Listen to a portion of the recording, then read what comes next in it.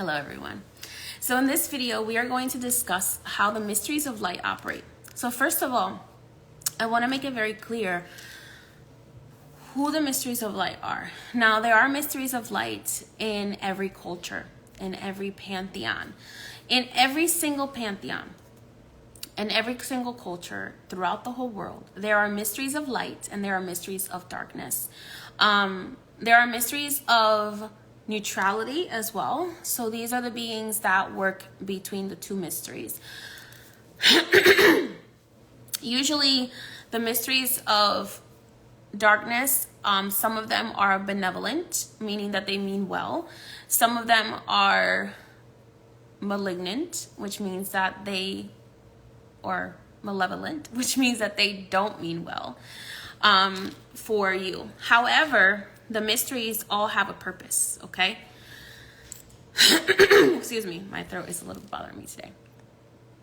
So one of the things that a lot of people don't understand is that the mysteries of light, right, who work under God, the neutral mysteries that also work under God, they have an operation. They have a modus operandi, as they would call it, a way of operating, okay? What a lot of people don't get about the spiritual world is that it is set up in a very organized way. The spiritual world this is actually probably one of the most important topics that I will ever get into here. And it's the fact that the way that I have seen that the spiritual world functions is actually the way that our Congress was supposed to function, right? Our Congress was supposed to function in such a way where hierarchy was respected, whether you were a man or a woman, whether you were whatever color, race, ethnicity, whatever you were, your role was respected, okay? So in the spiritual world, the role that you are in is very important.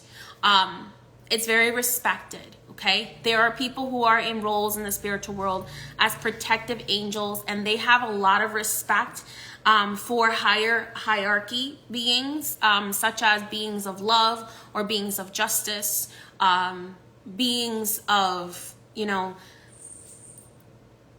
pretty much beings of creation, okay? So in the spiritual world, in the physical world, we kind of all get jumbled together. But here in the spiritual world,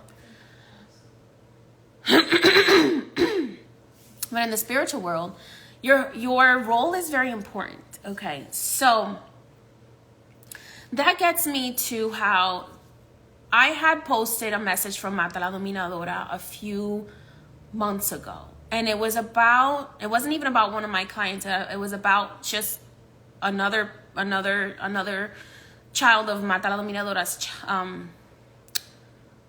that had been encountering a lot of people booking readings with her and then just ghosting, okay?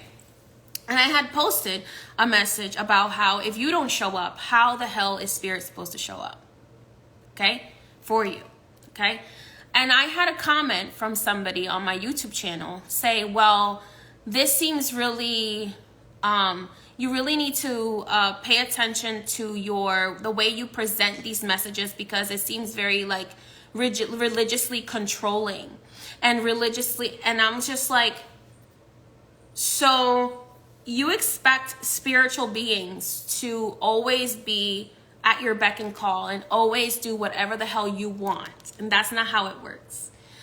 They also, viewing something like a spiritual being saying I'm not to be joked with, viewing that as controlling or religiously controlling is actually a very immature way of looking at something.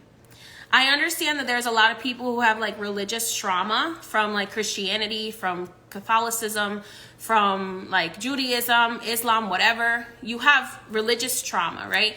So then you think that the opposite of religion is no accountability. You think that the opposite of religion is no accountability whatsoever, right? And that's not the truth. The truth is that the mysteries of light are not here for you to just play with. They're not here they have a job, a very important job. And their job is to keep order and function in the spiritual and the physical world. Okay?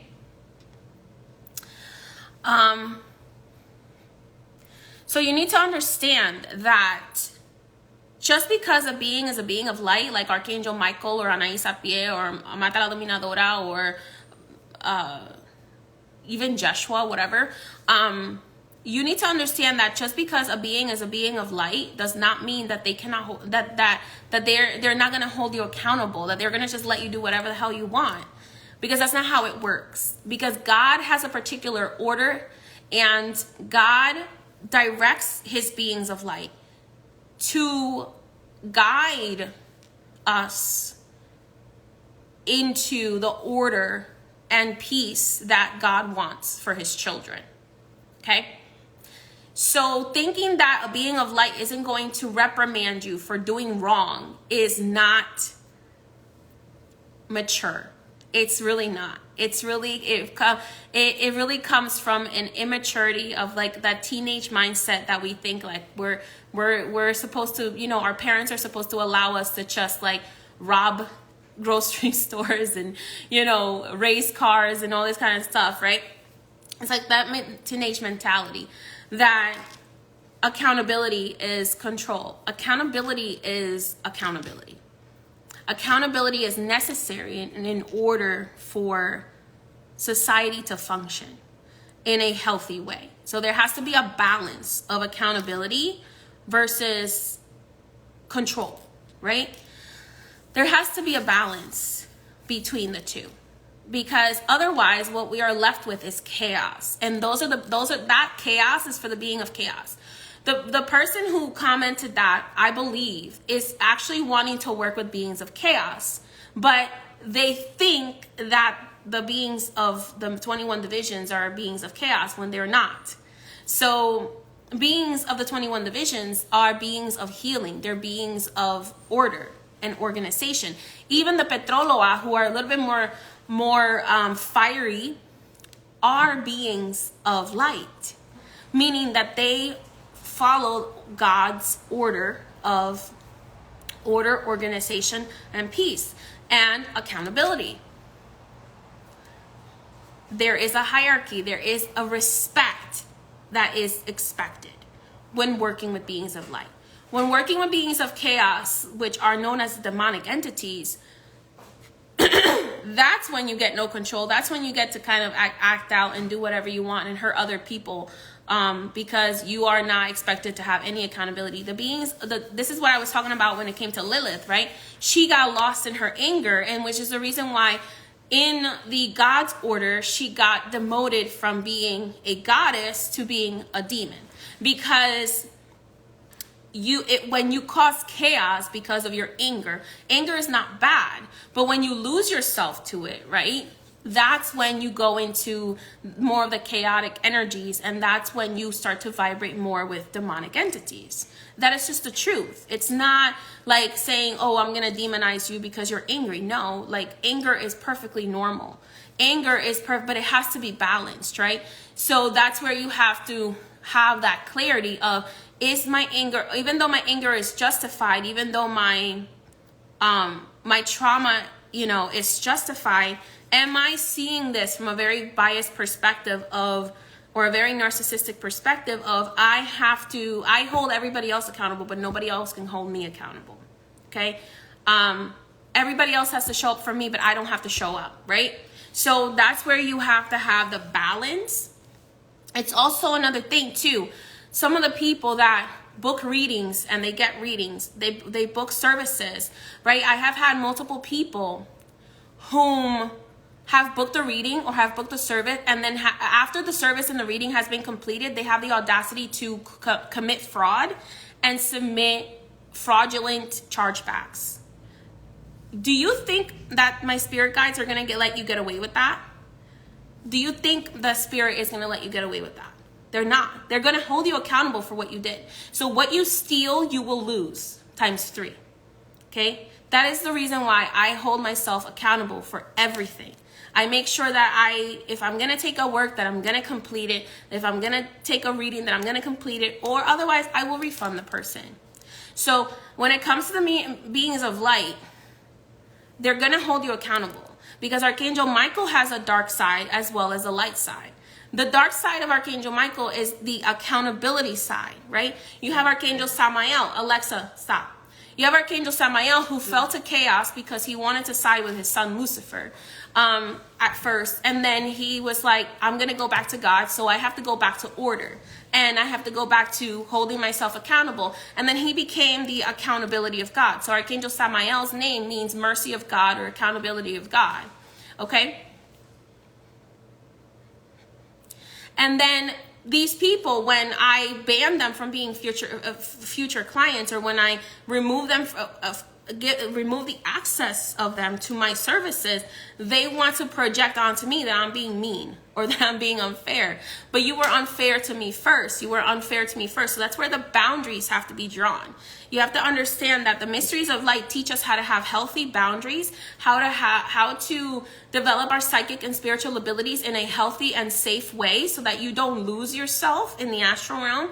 That is what, to me, the mysteries of light have done. They have helped me develop my psychic abilities. They have helped me remember my memories in a healthy and concise way so that I will not go crazy, okay? But they are still going to hold you accountable. When I don't listen, I get accountability. When I don't listen, I get accountability. I am held accountable, and so will you. When you are, and that doesn't mean that they're going to punish you just because you don't do what they're saying. But when the mysteries of light say, if you don't do this, this is what's going to happen. They're not threatening you. They're warning you. Okay? They're not threatening you. They're warning you. So when the mysteries of light say you should do this, they're not telling you you have to. They're just telling you, if you want that outcome, this is what you should do. Okay? So they're giving you the free will to do whatever you want. If you're asking for their advice, if you're asking for them to show up for you, they're going to warn you as to what's ahead, right? So I always go back to the story of when my cousin passed away. My cousin was warned by my grandfather's head spirit, if you go out this week, you're going to die. You're going to die, right? Something really bad is going to happen to you. According to what I was told by a family member, he was told this by the head spirit of my grandfather's, okay, who is General Guede, who is the second in command under the Baron of the Cemetery in my practice. So he was told, I saw your name on my list. If you want to avoid death, do not go out this week, right? So that's what I was told to my cousin. My cousin was 13 years old at the time, okay? My cousin didn't listen. Even though my aunt tried to keep him in the house, even though my aunt he didn't believe enough, okay? He didn't listen. He went out. He snuck out. He went racing. He went racing on my brother's moped. He stole my brother's moped and went racing on it with his friends. And unfortunately, while he was racing that moped, what the mystery warned him would happen. Okay, he hit a pothole while racing with his friend in Dominican Republic, and there was a truck, and he flew off the bike, and instantly his chest hit the truck, and his chest was completely crushed instantly. And my grandfather told me that he felt the moment that he died, that my cousin died. He felt it because his spirit guide said, I have to go pick up your grandchild. So I need you to understand that the mysteries warn you of things that are going to happen. They don't make them happen. They warn you because they can see further than you. A lot of people in religion will tell you, oh, these beings are demonic because they tell you the future. No, when they are assigned to you and they care for you and they love you, this being that was with my grandfather, he was my second grandfather. He is my second grandfather. I respect him as my second grandfather because he was with my family for like 30 years, okay? Before that, my grandfather was a horse a spirit horse for Saint Elijah, who is the Baron of the cemetery. And before that, I believe for Belibergan, who is Archangel Michael. So my grandfather mounted many spirits throughout his life, but he worked primarily with General Guede, who we call Pringede in my family, for like 30 years. And Pringede was the Guede spirits are the ones responsible for picking up the dead. So he saw my cousin's name on the list, and because he loved and cared for him on a personal level, he said to him, do not leave. Please do not go out. Do not do anything. Stay home. Avoid going out. But unfortunately, my cousin didn't listen. So when you have access to this information, it's a privilege to have access to this information, because the time at which your spirits have you book an appointment, this is why she had me say, you get lost because you don't show up for the appointments that you need to show up for, right? So the timing that your appointment is set at is divinely guided. Everything that happens between me and any client is divinely guided, because I am a messenger of them. I am their messenger. I am the messenger of the beings of light. So if they guide you to book an appointment with me, everything that happens in that appointment is divinely guided, right? So even if they ask me to reschedule it, it's because it's not the right timing. Even if they ask me to cancel it, it's because you're not ready to receive it.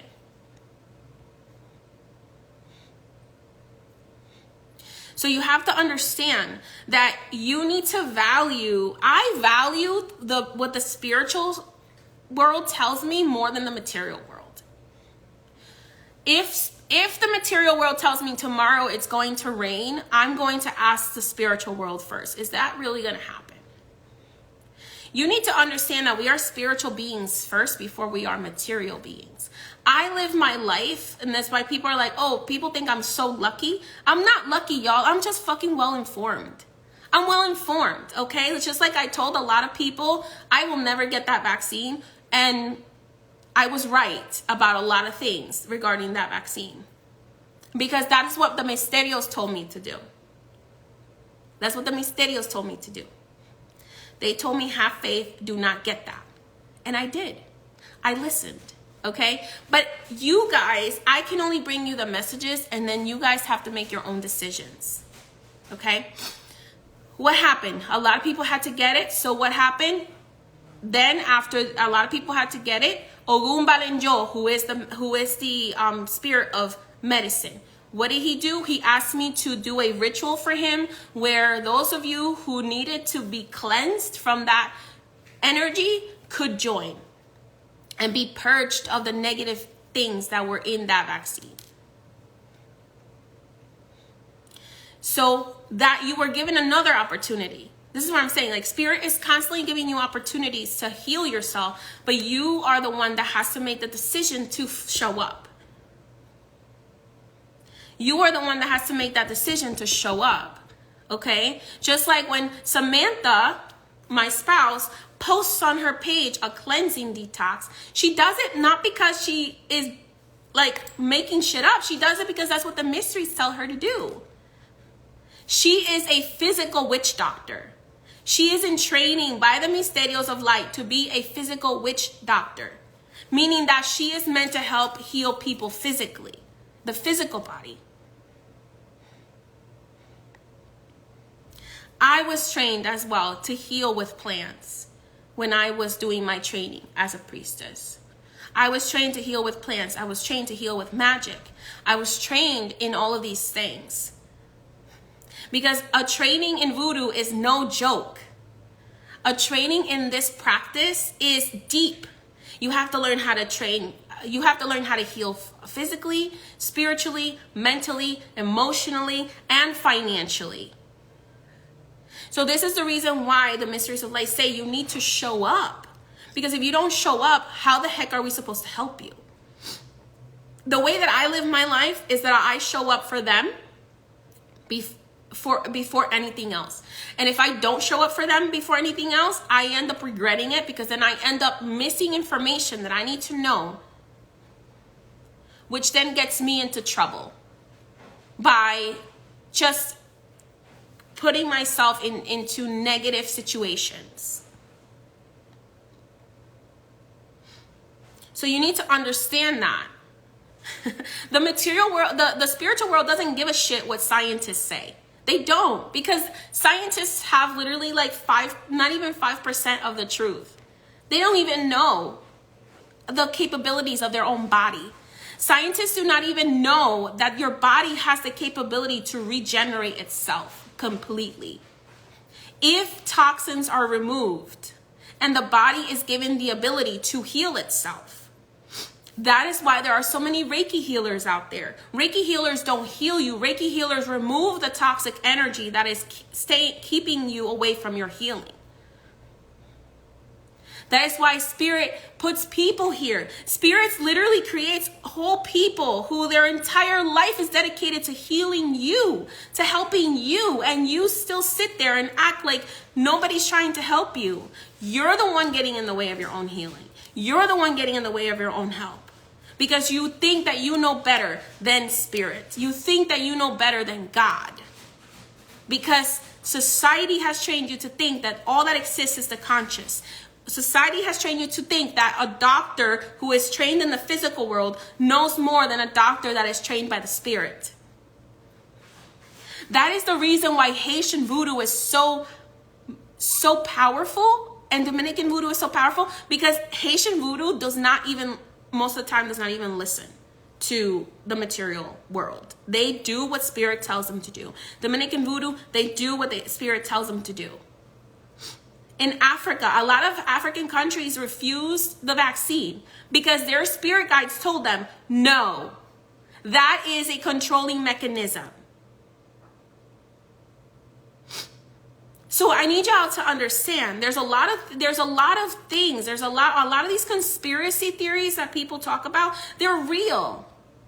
Okay? There is a system in place of dark entities who are running the government, who are trying to control the masses through disease, through famine, through all of these negative, low vibrational things. And they're trying to lower your vibration so that you can continue being enslaved, okay? What did one of these top economists say? One of these top economists currently, right now, he recently said the peasants, basically, he didn't call us peasants, but he basically might have as well called us peasants. He said the people need a nice little recession, need a nice little depression in order to remind them that they're lucky to have jobs. Those are demonic entities. Those are demonic entities. There are people in the church that are demons. There are cardinals, and there are bishops, and there are priests that are demons, and they are allowed to get away with a lot of things because they work for the devil, and they put on the clothing of the sheep. They put on the clothing of the lamb and pretend to be a sheep of God, when in reality they are working for the devil, and they are demonic entities, and they perpetuate the demonization of witchcraft, and they perpetuate the demonization of magic, so that you can't get anything good. But they use magic on you. They use all the black magic on you to control you, but they demonize the people who are doing good magic to help other people. So I need you to wake up and realize that there is much more to this world than you are aware of. I need you to realize that you need to cleanse your energy so that you can know what is happening, what is really happening, instead of just accepting whatever explanation somebody tells you is happening. If it's being told to the masses, it's a lie. It's a lie. I promise you, most of the time when these high officials, God does not place, most of God's children, most of God's leaders are not placed in the government, in the top governments. Most of them are not. Most of them are not placed in the high church. Most of them are placed in the lower levels, like myself. We are placed in the civilian level. Or we are placed in the lower levels. Like there are good priests out there in the Catholic Church and in other religions. But most of the high level people in government, high level people, they are demons. They're working for the demons, or they're working with the demons.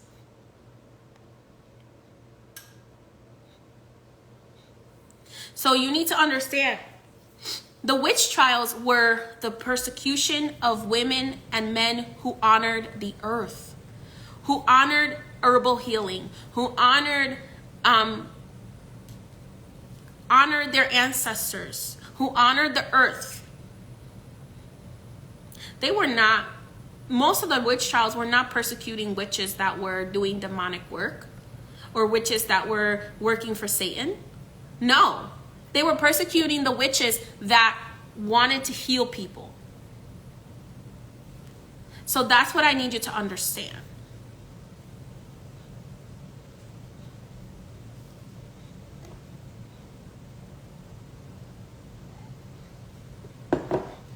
The spiritual world for me is more real than the physical world because I live in both. And I see the truth all day, every day. I see how stories are spun in the physical world when something completely different is actually happening in the spiritual world. Okay? I have also seen how the devil and these dark entities, I'm not even going to call it the devil because the devil is really like a blanket term for like all of these dark entities, which are really beings from other planets that want to take over this planet, that are dark meaning and destructive entities that want to take over this planet for themselves. They've destroyed other planets and now they're here trying to destroy this planet so that they can harvest this planet and do whatever they want with it.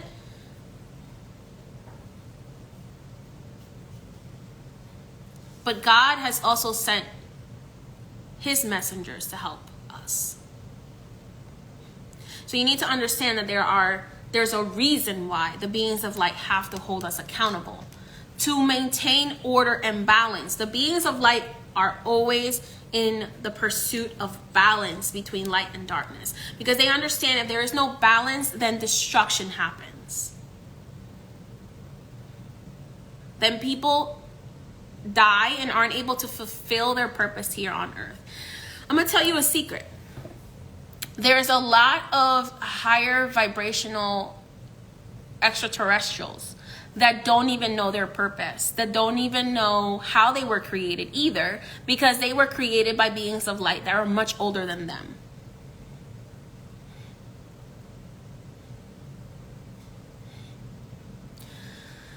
So the higher beings of light, higher elevated, higher dimensional extraterrestrial beings, they are also being guided by spirit guides that are telling them how to help Earth without intervening.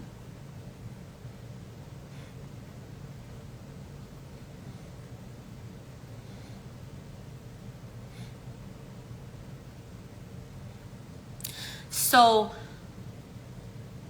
if beings that are even more higher vibrational than us, that are on other planets such as the Pleiadians and the Syrians, they also have spirit guides that tell them what to do.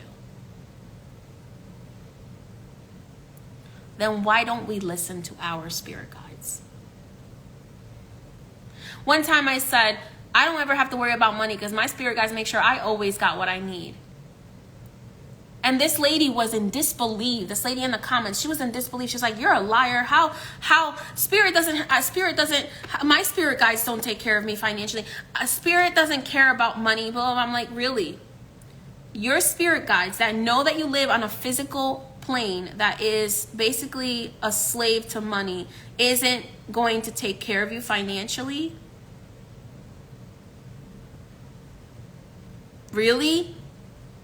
That's another controlling mechanism for spiritual people. Spiritual people are, I'm getting on it right now. spiritual people with the spiritual people aren't supposed to make money shit, okay? Do you know why the demons did that? Do you know why the demons convinced you that spiritual people aren't supposed to be wealthy? Because without money, you can't do shit on the planet Earth. Without money on this planet, you have no fucking power. And that comes directly from Bringede.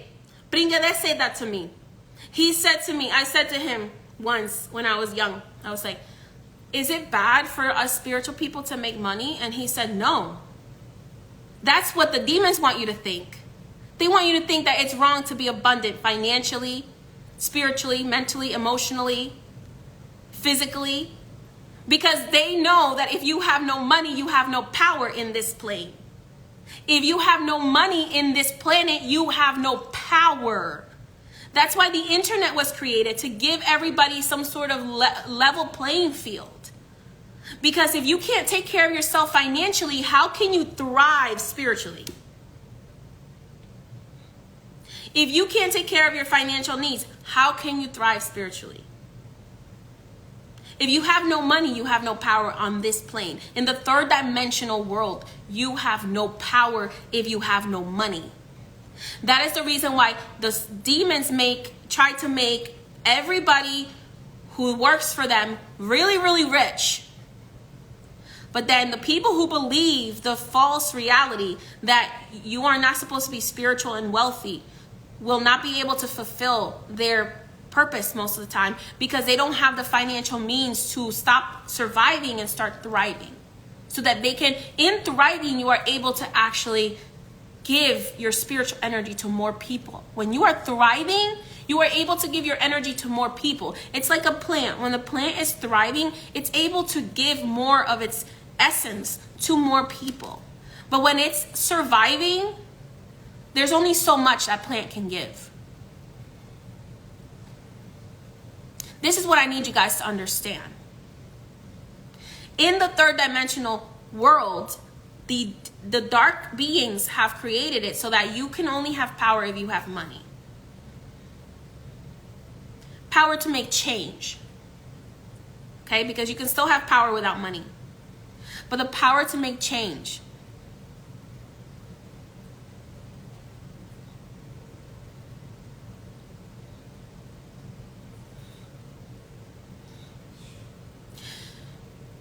But, so you're telling me that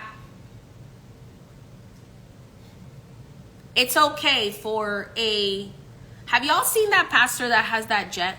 He literally, if you have psychic sight, you will actually see the demon inside of him. He even has demon eyes. I can't remember his name. There's a pastor. He was questioned about the fact that he bought a private jet off of Tyler Perry. What was his name? And if you see his eyes, you will see that he has demon eyes. If you have psychic sight, you will see that he has demon eyes. You know what he said when he was questioned? Oh, God said that I needed this private jet so that I could help more people. And I'm not saying that having a private jet is demonic. That's not what I'm saying at all. But what I'm saying is the millions of dollars that he spent on that private jet, he could have used to help feed many people.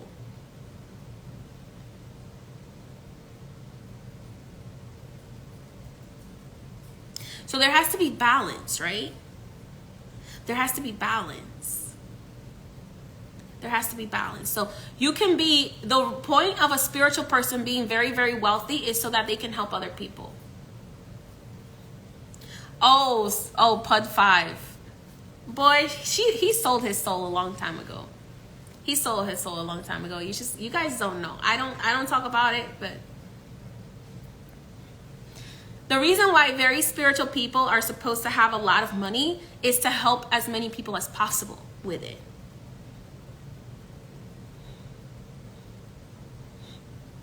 Like my spirit guides already have had me set up charities for me to help other people. Okay? So you have to understand that every month I donate something, whatever I can from what I bring in.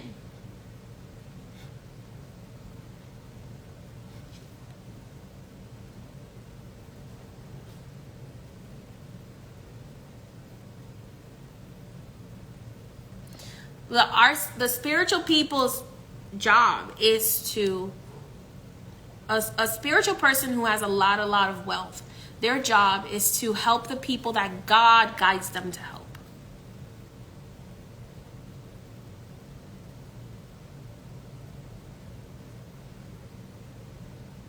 So, very spiritual people who have a lot of wealth, Spirit expects you to donate a portion of that. Spirit expects you. If you have multiple millions, Spirit expects you to donate a certain percentage of that. That is what I was directed to do. And I don't make millions yet. But anything that I bring in, there's a certain percentage. I don't tell people this, but everything I bring in financially, from my spiritual work and from other businesses that Spirit has had me set up, that I don't even talk about, there's a certain percentage that I'm supposed to give to the poor. There's a certain percentage I'm supposed to give to wherever, animal shelters, women's shelters, food pantries.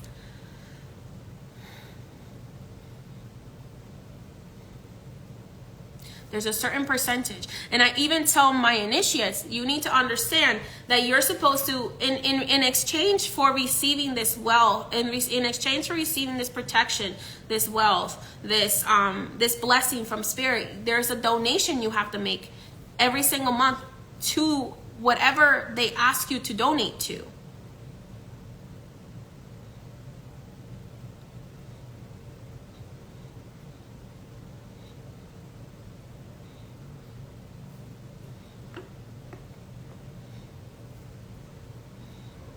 So in order to help people, I have to be able to live in a way that I can take care of myself and take care of the donations that Spirit wants me to make.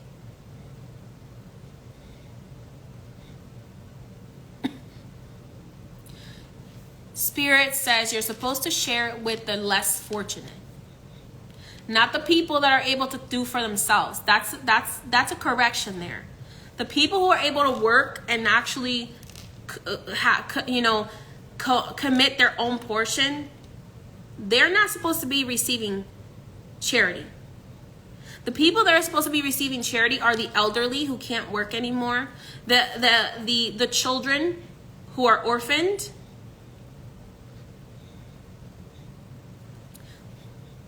the people who are disabled, who can't take care of themselves. Those are, or the animals, because we are supposed to be helping animals. That is our job as well. We're supposed to be helping animals. And I saw recently that there is a trend where black cats are being killed and tortured because the church is telling you that black cats are demonic because they're associated with the goddess Bastet, who is a goddess of protection.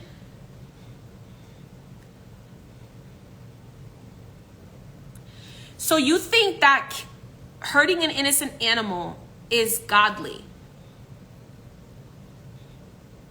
but helping somebody is demonic. Who is the demon here? If someone tells you that hurting an innocent animal is okay, do you think that they are a child of God? Like, it's just common sense. Spiritual people are meant to be rich as well, because spiritual people have a much bigger purpose with that wealth. Spiritual people are supposed to be very, very wealthy so they can help the orphans, the elderly, and the disabled, and the animals. That is what God said we're supposed to do with that money.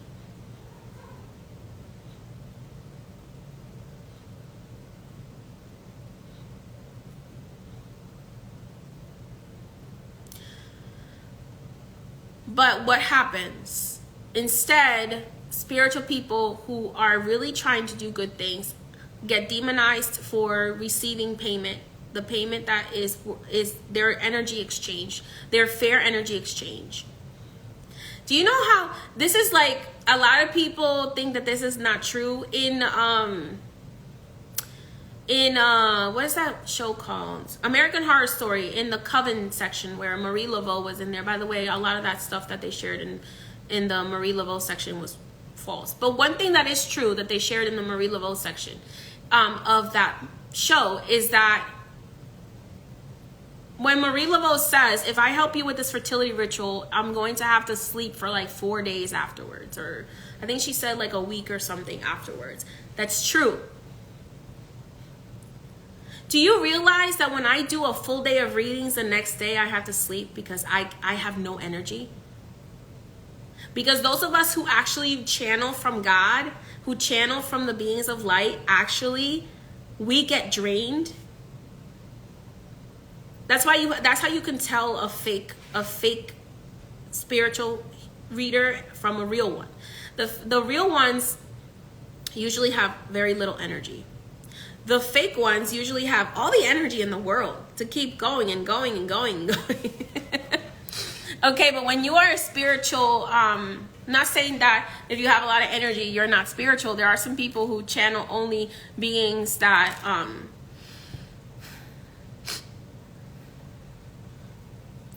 that are very high vibrational. But if you're channeling beings that are like the voodoo spirits, for example, or the dead, they drain your energy.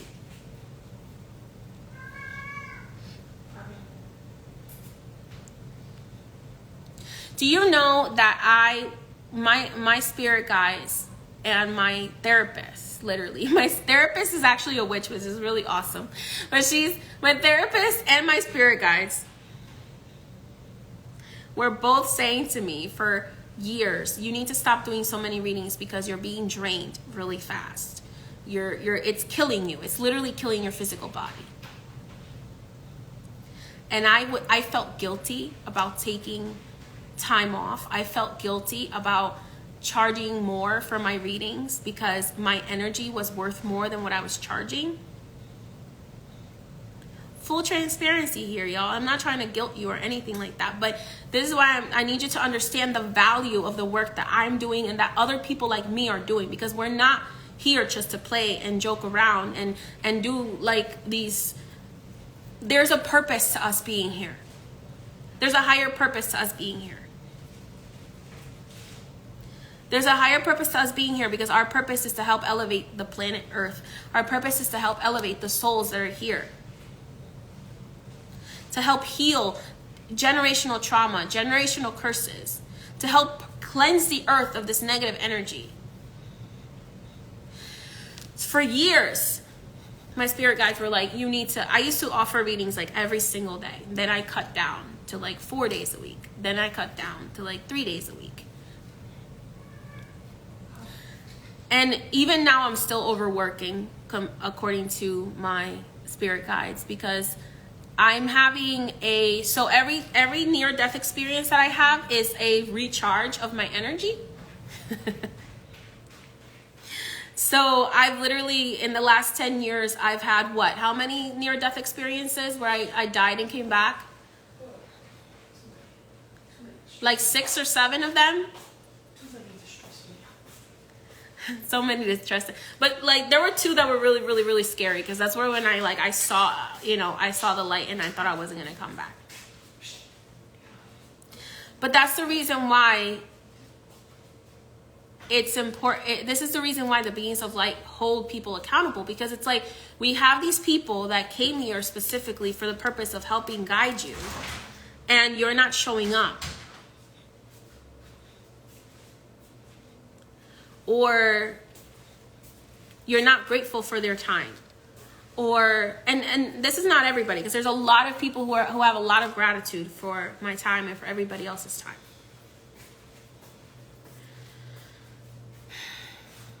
But you need to understand that being psychic makes us ill. It makes us ill, and it eventually kills us. But we make the sacrifice because our souls wanted to come and help you. So don't take that help lightly.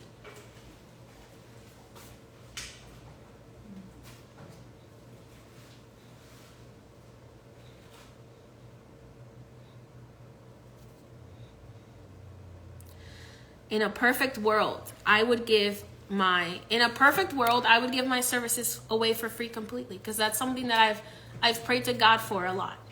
The ability to give my services away for free completely. Which is why I do a lot of free work. Why I do a lot of free messages. It's not just to grow my audience. It's because I want to give back. In a perfect world, I would offer my services for free completely. But we don't live in a perfect world. We live in a world that is controlled by money, even though it's fake. It's controlled by currency that is fake, that has been set up this way. And until we are able to be fully liberated from being imprisoned by money, everyone has to receive an equal exchange of energy.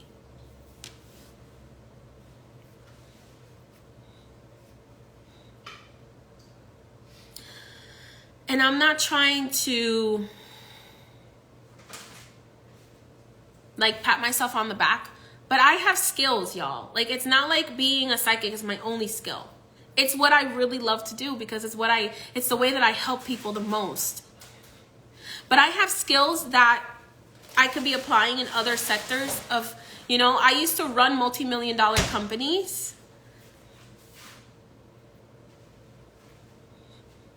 I used to be manager for multi-million-dollar companies.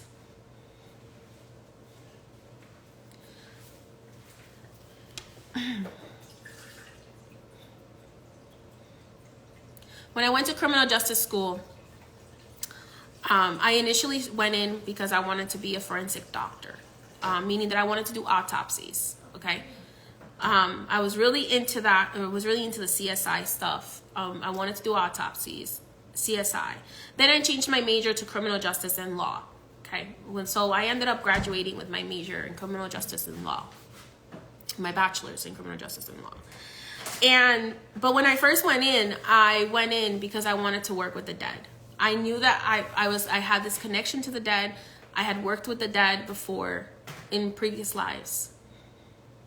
And I wanted to give a voice to the dead.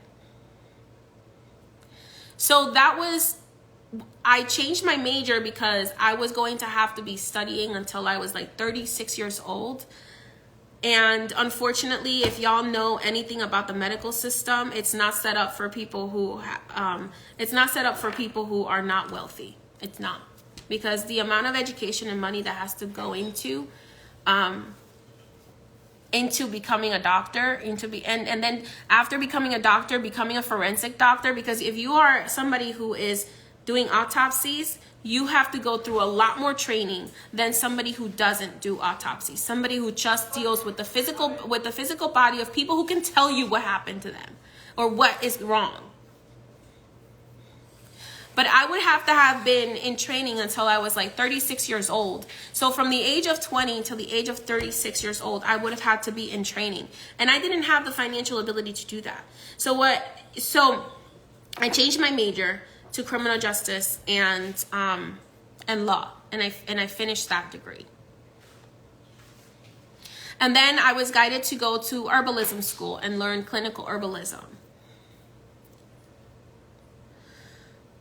And then my spirit guide said, well, while I was doing all of that, I was still offering readings on the side, because I started doing readings when I was like 16, 17 years old on the side as like part-time thing. My readings became full-time like around when I was 23. So while I was going to college, while I was doing all of that, I was still doing readings. And then aside from the money involved in forensics, one of the things that led me to not go down that path was seeing the children. And hearing my mentors talk about the children that come across their table, and doing autopsies on children bodies instead of full grown humans.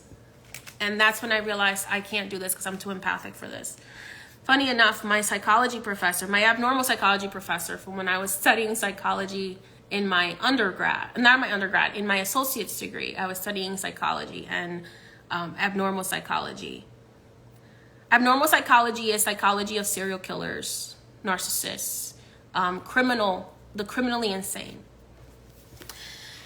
So when I was actually doing an internship, where I got to visit one of there's a jail in Orange County where I used to live, Orange County, New York, that houses all of the criminally insane. So I had to take a tour through that with psychic abilities, y'all.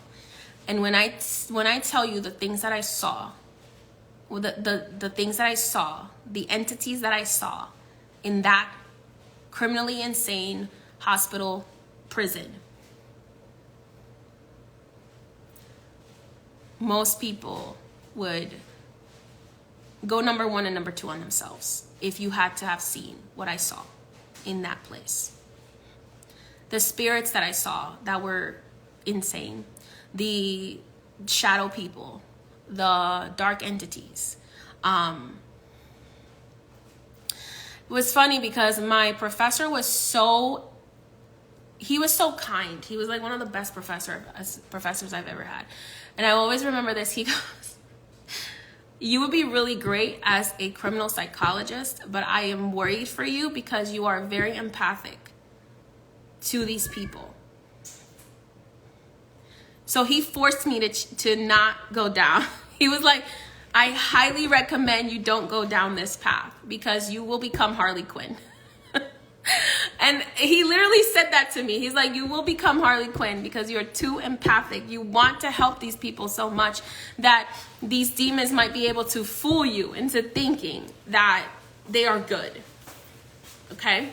So I was like 20 years old at the time when he said that to me.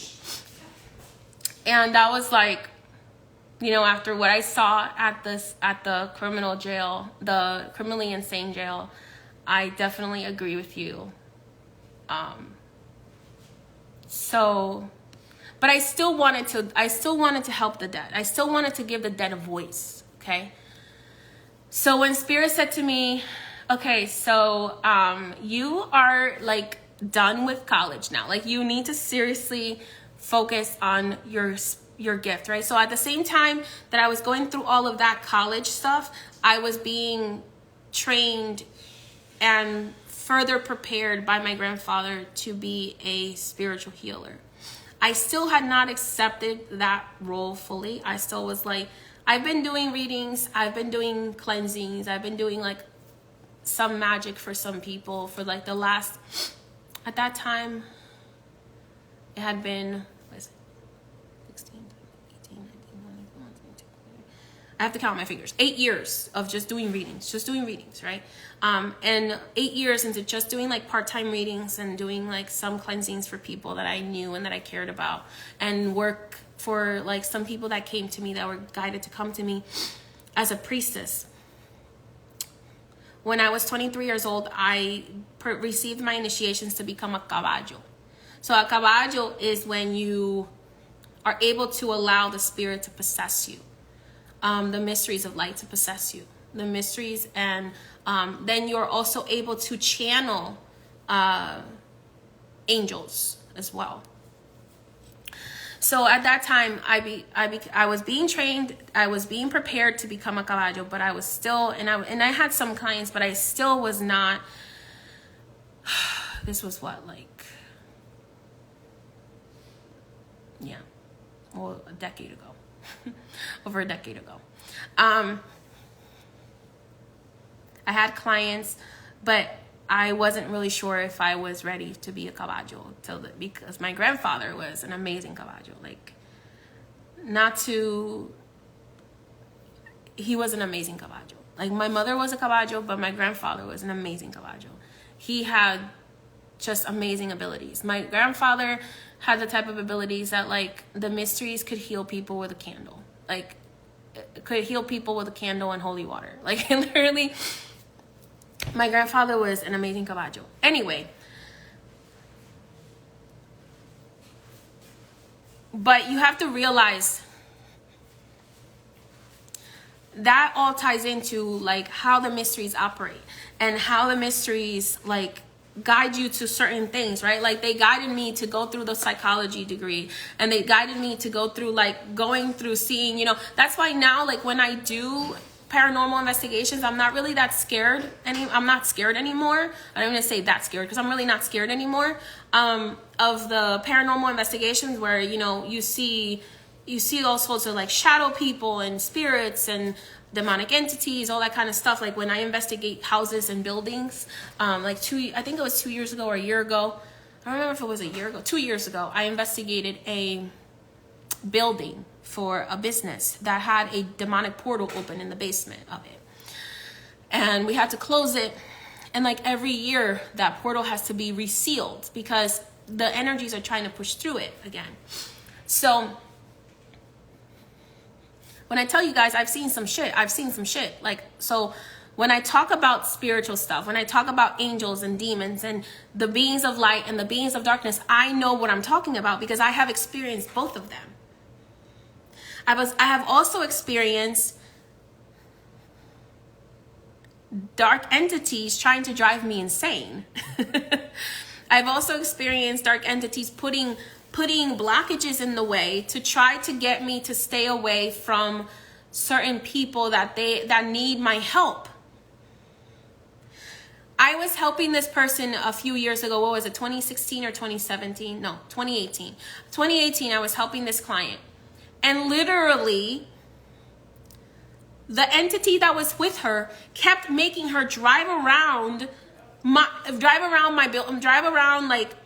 block like 20 times. And she's like, I can't find your house. And I'm like, it's right here. Like, I'm literally standing right in front.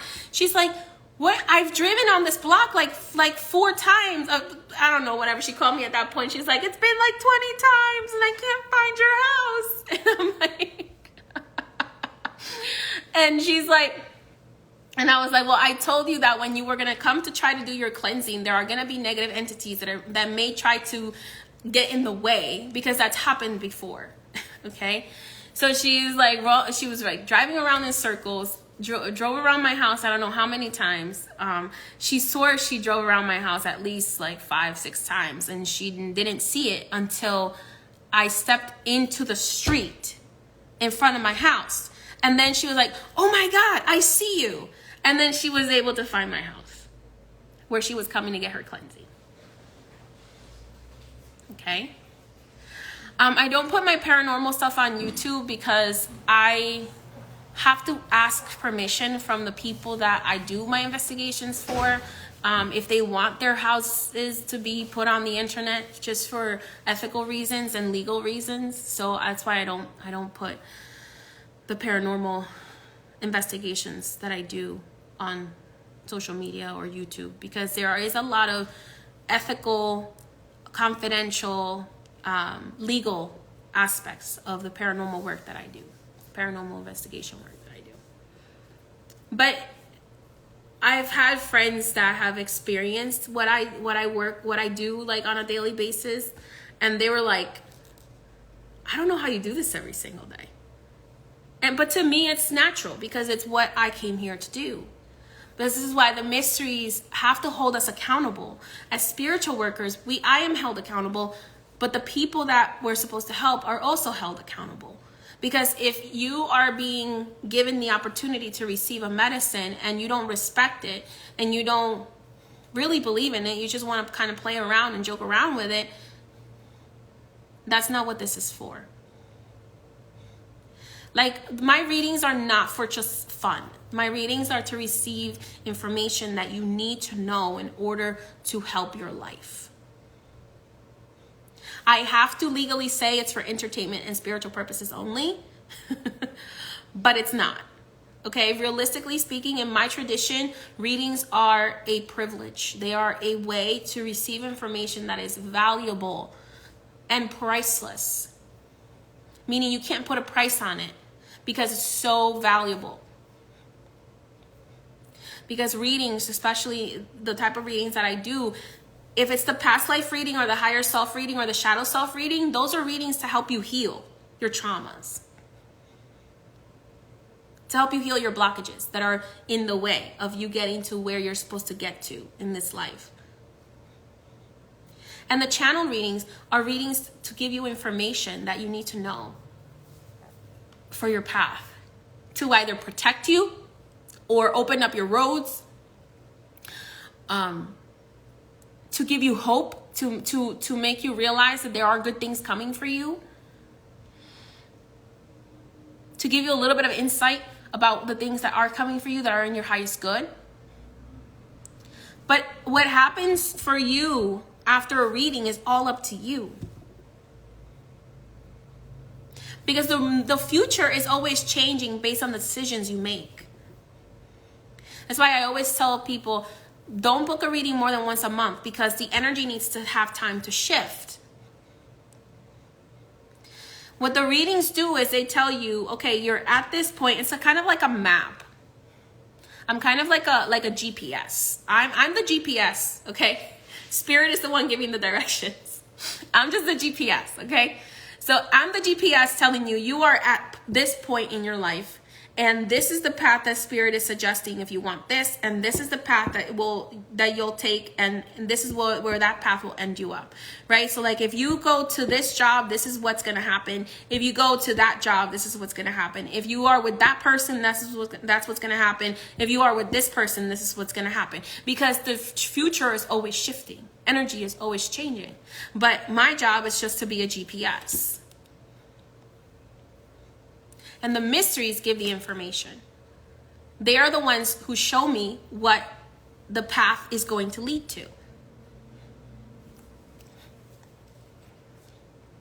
And my job is just to say, turn right at the next intersection. So that is how the mysteries of light operate. So just so you know,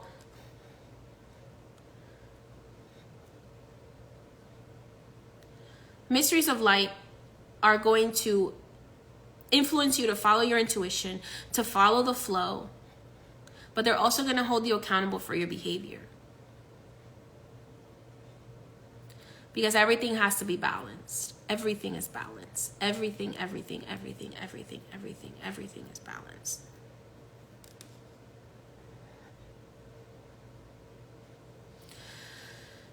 So that's how the mysteries operate.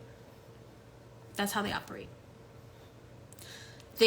That's why I'd say to you, when you are going to be a priest or priestess, you have to be chosen, because this is a hard path. This is not an easy path to walk. And you will have to be ready to be prepared to walk this path.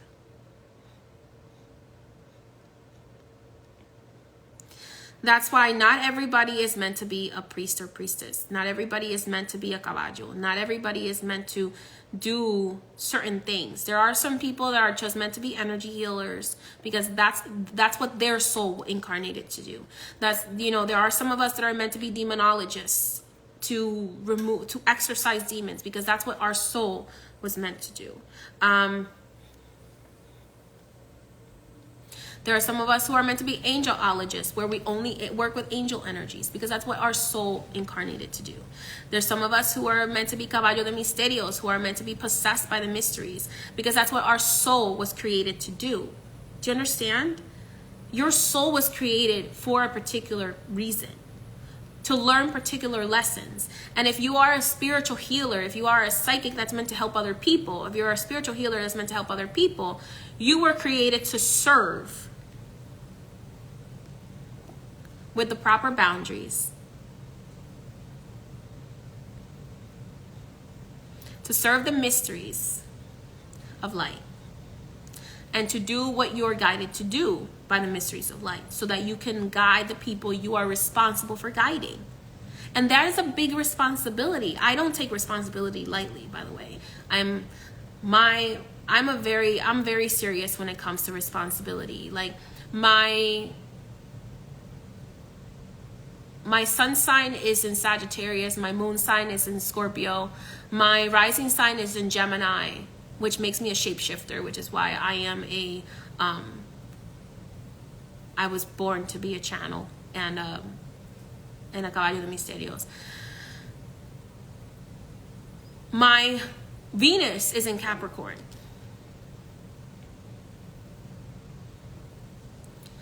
So if you know anything about Capricorn, they're very nurturing and very nurturing, but also very responsible. But on the toxic side, Capricorns can be very controlling.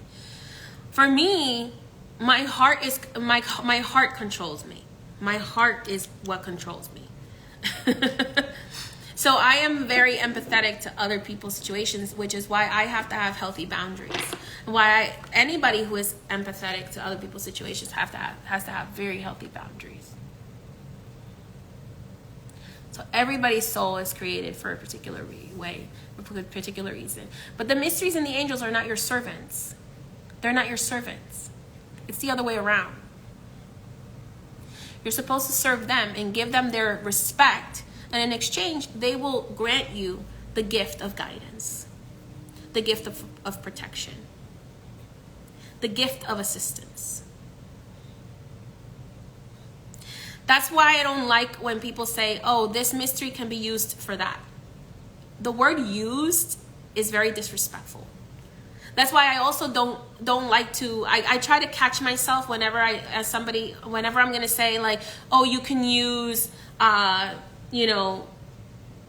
sage for this purpose, or you can use quartz crystal for this purpose. And recently, one of my ancestors said to me, don't say use, because everything has a spirit. So you don't ever want to make a spirit feel like you're using them. Because the word use it's like you're discardable. You're being used and then thrown away. So you need to understand everything has a spirit. Flowers, plants, crystals, animals. And they are meant to be respected and venerated and honored. So now I try to make a conscious effort. I have made that mistake in the past of using the word use. I try to make a conscious effort of saying you can ask, or you can ask sage for assistance, or you can make a bath with sage, rosemary, this and that, so that it can help you. So it can aid you. I tried to change the wording more to, sage can aid you, or rosemary can aid you in this, can assist you with this. Or you can work with, because that's the reason why it's called working with it, because it is a spirit. Every single plant has a spirit. Every single animal, every single crystal, every single flower, plant, everything is a spirit, has a spirit.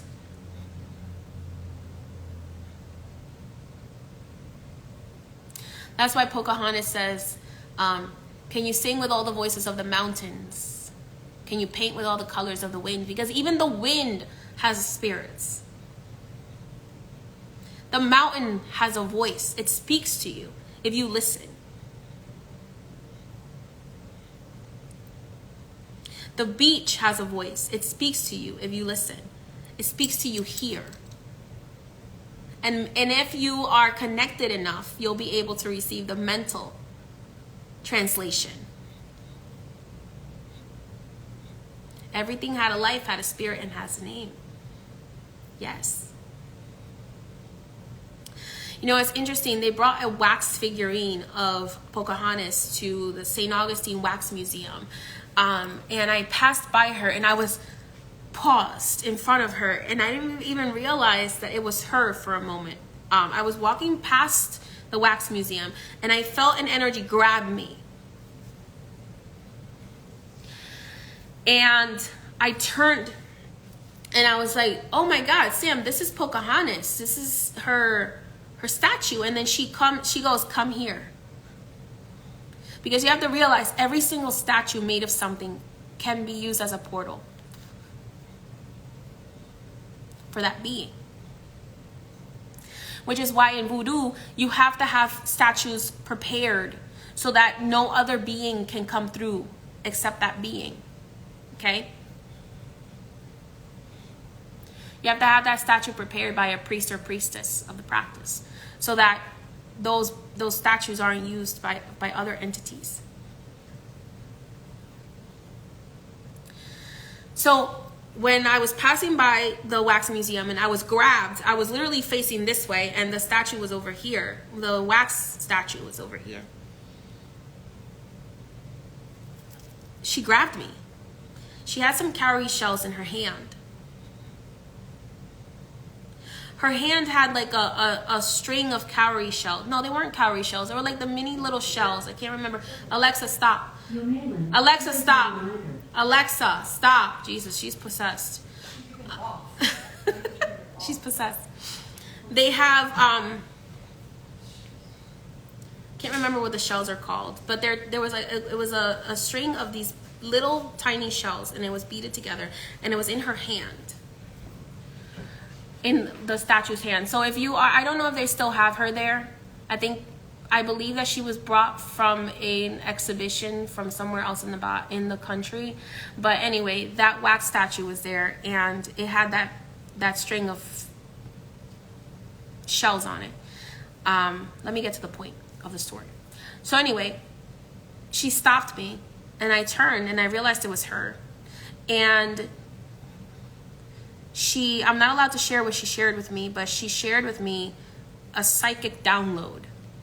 Like, she threw at me a psychic download. And I was like, oh my God, everything has a spirit.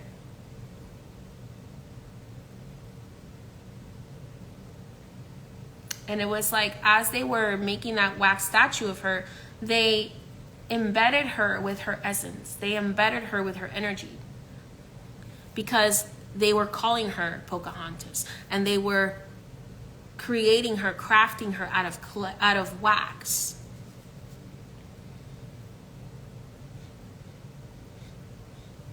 And if you go to the wax museum and you have psychic abilities, you'll feel the spirits in those wax statues.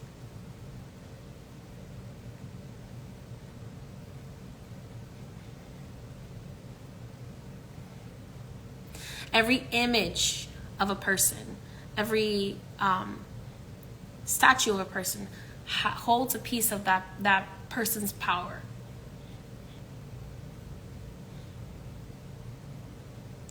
So I thought that was really... Sam doesn't like the wax museum because she finds it to be very creepy. But as a child of the death spirits, I am fascinated by it. Like the other day, we accidentally happened upon this movie, which I was not... I thought it was going to be like a detective movie. It was called The Autopsy of Jane Doe. And then it turned out to be like a really bad, like, demonic movie. And I was like, oh, holy shit. I didn't realize. I was like, oh, this is kind of creepy. And basically, the story of that movie was that... I'm going to spoil it for you. So if you want to watch it yourself, I'm going to tell you, don't watch it at night. It's very creepy. But The Autopsy of Jane Doe is basically, the moral of the story of that movie is that the girl, she was tortured, and she was, they did like a Christian ritual on her. No, it wasn't Christian. It was like a Jewish, I think it was like a Jewish ritual on her, because they accused her of witchcraft. They accused her of witchcraft, so then they tortured her. And they did a ritual that, to basically like bind her or whatever. And what happened is that she really was an innocent girl, but because through the ritual that they did on her, they actually turned her into this very thing that they were accusing her of. Because the spell was to bind a witch, so therefore it turned her into one. But the thing is that she was dead, but she could still feel everything that people did to her. So every single time that her body was found and they did an autopsy on her, she could feel the autopsies being done on her. Okay? So then her spirit would start killing off the people that were doing autopsies on her, because she was feeling everything they were doing to her, because her brain was still acting as her spirit could still feel everything that was being done to her. So it was really creepy. You gotta watch it. But they found like these seals inside of her, which I know from studying some Jewish mysticism, were seals to bind witches. And they also found the verse from Leviticus. This is the reason why I tell you, like, you can't seriously think that the Bible is all from God, okay? There's this Leviticus, by the way, is like one of the most satanic people in the Bible, FYI. But anyway, but he's a narcissist, so he basically makes what everybody else does demonic, but what he does, what he tells you to do, was from God. So anyway, they put a verse from Leviticus in her body about something about those who consult the dead are witches and therefore shall be bound, or something like that, or shall be killed. And they put that inside of her, along with other seals for binding witches and binding. So then what they ended up doing was they ended up creating a monster. Because they took an innocent person, accused her of witchcraft, and then did horrible things to her, tortured her, and then put magical seals inside of her, which ended up turning her into the monster which they feared to begin with. So they created the monster. And the reason why I bring that up is that may be a movie, but those are things that I know have happened in history because of people being afraid of things they didn't understand.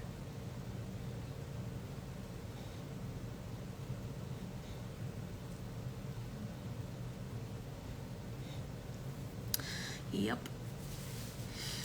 So, yeah. But anyway, the mysteries of light will always hold you accountable for your cruelty. That's why when I see a lot of people who say they follow God, talking about how if you're trans or homosexual, or if you are a woman, or if you are I don't know, whatever the heck they want to deem demonic, if you're an herbal healer, or if you're a psychic, that you're gonna go to hell. Guys, you are judged based on how good of a person you are, not on everything that not on things that you do when you're not doing anything to harm other people. You are judged based on the harm that you cause and how good of a person you are. Are you a better person than you are a destructive person? That will rise you up to heaven. Are you a more hateful person than you are a loving person? Then that will get you back in the cycle of reincarnation, or your soul will be purged. Your soul will be recycled. If you don't have enough light to continue on, your soul will be recycled. But so many demonic entities got into the Bible and edited, and the Quran and the Torah, and edited those channelings to control the masses, and make the masses believe that they have the right to judge others when they don't. Only God has the right to judge. We don't have the right to judge anyone. God wouldn't create psychics if psychics were demonic. God wouldn't create people that have the innate ability to talk to the dead if they weren't supposed to be able to talk to the dead. So you're telling me that God is all-knowing and all-powerful, but that humans can be more powerful than God? That demons who were created by God can be more powerful than God? That doesn't make sense. That's when I say certain religions are really worshiping the devil, not God, because they're giving the devil more power than God. I know my God has more power than the devil. So I know that any kind of negative experience that comes in my life from any kind of dark entity or dark spirit, I will be able to overcome, because I believe in God. And I believe that God is more powerful than any being on this planet, or any being in hell. So I believe that God is more powerful. I believe that God is love, because the God that I've encountered is a God that loves me and does for me what is in my highest good. I've also encountered that people who don't believe that God is looking out for them and who lose faith are the ones that are most likely to be attacked by these dark entities, because they make you think that you are unworthy of God's love, because they feel unworthy of God's love. So they make you think that you are unworthy of God's love, because they know that God loves his children so much that, and it doesn't matter what religion you're part of or what spiritual practice you believe in, God is in every single one of them. God has created every single god and every single demon in this world. The difference between the demons and the gods is that the demons lack God's light and God's love, because they don't believe themselves to be worthy. They're the ones that create these like beliefs in people that like God isn't going to love you because you're a homosexual, or God isn't going to love you. They're the ones that create those beliefs. They're the ones that perpetuate those beliefs, because they lack love and they judge themselves. So therefore they project their judgment onto others. So it is the demons, actually. It's not God that tells you that he won't love you. It's the demons that try to persuade you into thinking that God won't love you for being a homosexual, or for being trans, or for being a psychic, or for being a witch, or for being anything different. Because why? Because the demons don't want you to be in your power of authenticity. Because if you're in your power, you can't be controlled. If you know that you're loved by God, and as long as you are not trying to hurt anyone else, God is going to love you and God is going to support you. When you know that, that's real power. And the demons are afraid of you having that power. Because when you have love and you have light, you can cast out any demonic entity. You don't even have to be a priest to cast out a demon. You can cast out and you can banish a demon simply by having pure faith, love, and light inside of you.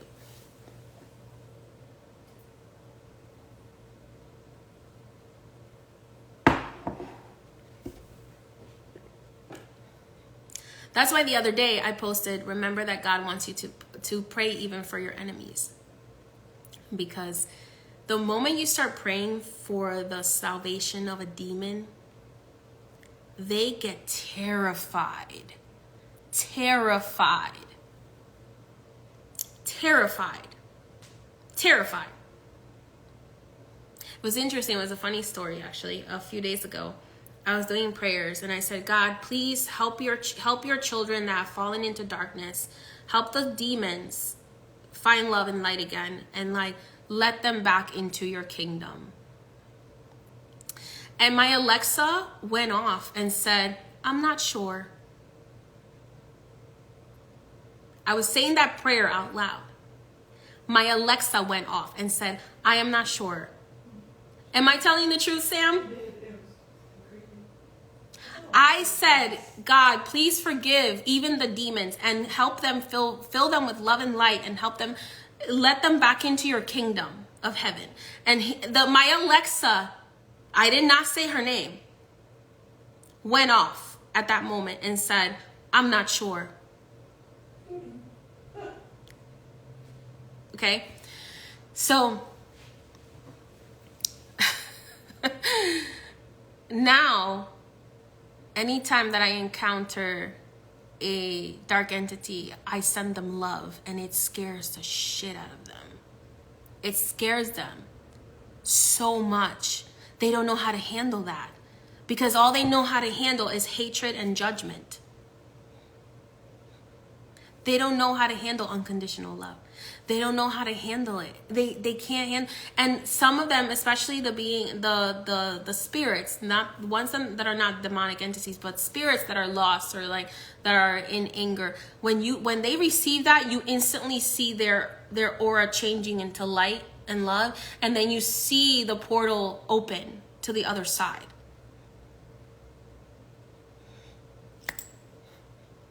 Because I help spirits move on to the other side, spirits that are stuck here.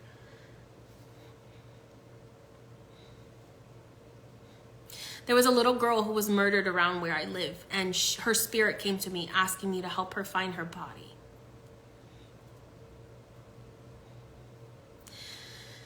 And Sam and I went around looking until we finally found the spot that we feel like her body was in. But this was a very long time ago. Her spirit was telling me that it was a very long time ago. But she just needed someone to pray over the spot where her body was so that she could move on. So Sam and I prayed over the spot where she showed us. I was like, I can't call the cops and tell them like, hey, a spirit came to me and told me that they were buried here. So I just let it be as it was, okay? But we could feel the energy on the spot that she showed us. So Sam and I prayed over it. And after Sam and I prayed over it, we both actually saw and felt her spirit like lift.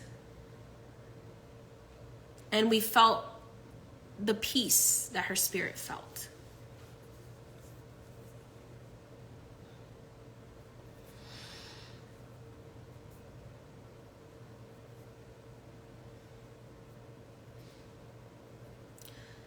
And the other night when I was doing a live, a spirit was trying to get my attention. And she was, I feel like she looked like a teenager to me. And she was like, I don't know, why did I die? Why did I die? She just realized that she was dead, okay? She was like, why did I die? Why did I die? Why did I die? She was like asking me, why did I die? Why did I die? She was like standing in my doorway because I have barriers around my house so that no negative spirit is able to enter. But if there is a spirit that is lost, that is, that it needs to be moved on, that needs help moving on, then they're able to come in.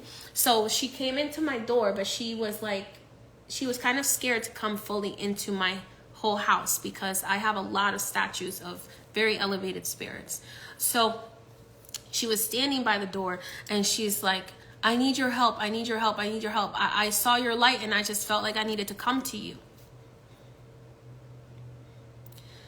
And she's like, why did I die? Why did I die? Why did I die? She kept saying that to me. And I was like, okay, hold on. It's like 3 a.m. I'm trying to figure out, like, let me finish this live. And then I can help you. Then I got off the live, and then she's like, I need your help. I need to know, like, why did I die? Why did I die? She kept just repeating that. And I'm like, okay, let me call your spirit guides and find out what's going on. So I called her spirit guides because I do readings for the dead and for the living, y'all. So, okay. So she was in the in-between. She didn't understand why. So I called her spirit guides in. And they said to me, it was meant to be. She needed to die right now for her parents to learn a lesson they needed to learn. It was part of like her parents' spiritual awakening. Her parents needed to go through a spiritual awakening. So her soul decided to pass away at that time, or her higher self decided to pass on at this time to teach her parents, to awaken her parents. I don't know what her parents were doing that that had to happen to them, but it was like that had to happen to them in order for them to awaken. So she sacrificed herself in order for her parents to elevate spiritually and to learn certain spiritual lessons. So I finally said to her, okay, well, this is the spirit is telling me that this is why you had to pass. Are you ready to go now? And she said, yeah. Now that I understand, I'm ready. I'm ready.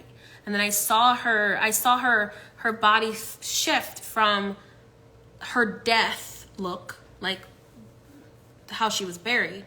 And she was buried in a really like, you could see it was modern. It was a modern white dress. Okay. So she was buried in a modern white dress. So she had her hair down. She had black hair, had her hair down.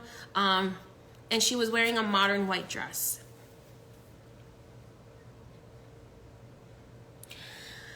And her energy shifted from like that death look, because usually when spirits are lost, they look like that death look, with the black under their eyes and like very pasty skin, like kind of like what a corpse would look like. Okay. she shifted from that to her looking alive again. Because when you go into the kingdom of heaven, you are restored with life. Death is only a transition.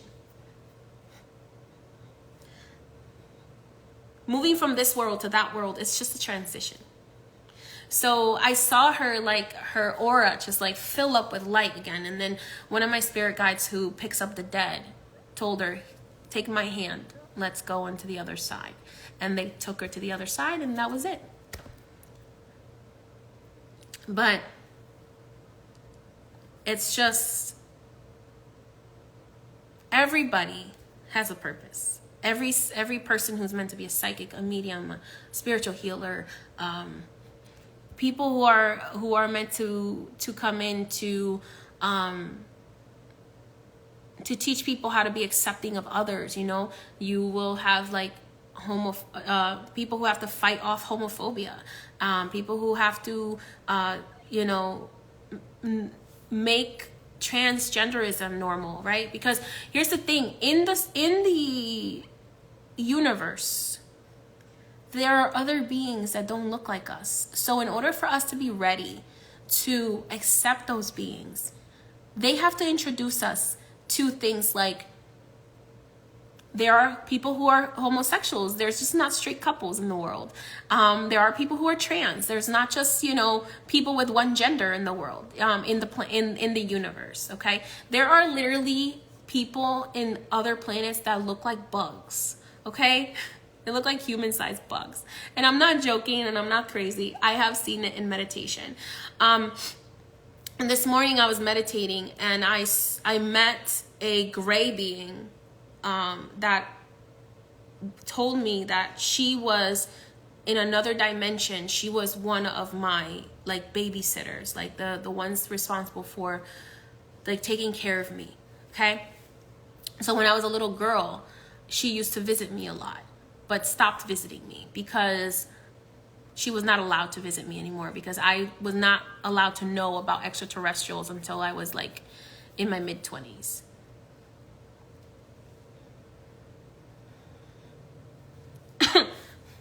You need to transmute that energy. Pray about the cruelty going on right now, but also transmute that energy. Send out, instead of sending out sadness, send out love. Send out the energy that you want to experience. Because we receive that which we put out. We experience a lot of what we put out.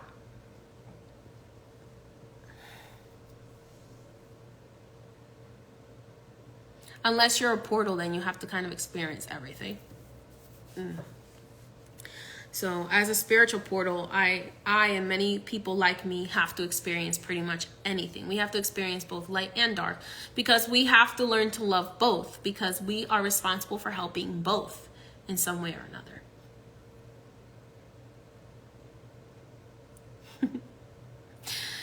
So, yeah, the mysteries of light. The spiritual world is a very interesting place. It is a lot more involved. I don't even have the word to describe the spiritual world. The spiritual world is a very open-minded place. It's the material world that makes you very closed-minded. It's the lower vibrational entities that make you very closed-minded.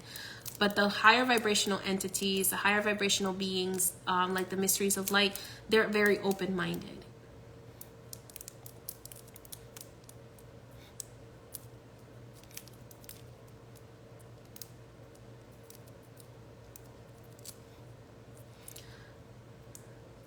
It's funny because there's a lot of people of color that demonize their own spiritual practices, because the demons in those other religions who imprisoned their ancestors convinced them that there's only one God. The God that imprisoned them is the only God that exists. So there is a brainwashing that happened during slavery, where the slaves were convinced that the Christian God was the only God, and that the Christian God wanted them to be enslaved and in suffering, which is not true. That is the demonic God. That is a demonic God. That is not God. That is not God at all. God at all. If we go down to the fundamental truth that the angels shared with me, the angels shared with me that the purpose that the demons have is to make you believe that you are evil so that they can keep you from God.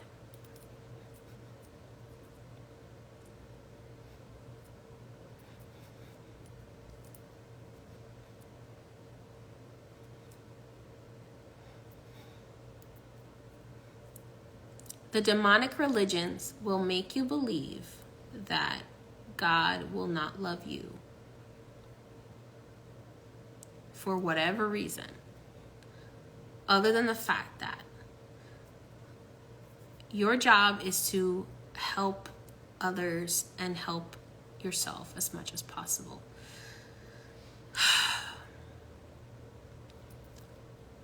Fundamentally, I have read many different texts from many different religions, and fundamentally what I have found with my interaction with spirits of light is that God wants you to be a good person, to learn your lessons, to elevate as a spirit, and to love others. That's it. That's our only job.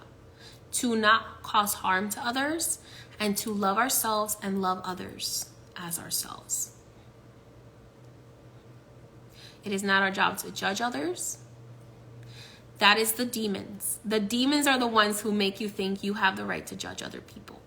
The demons are the ones who make you think that you have the right to tell other people how God will like you or won't like you.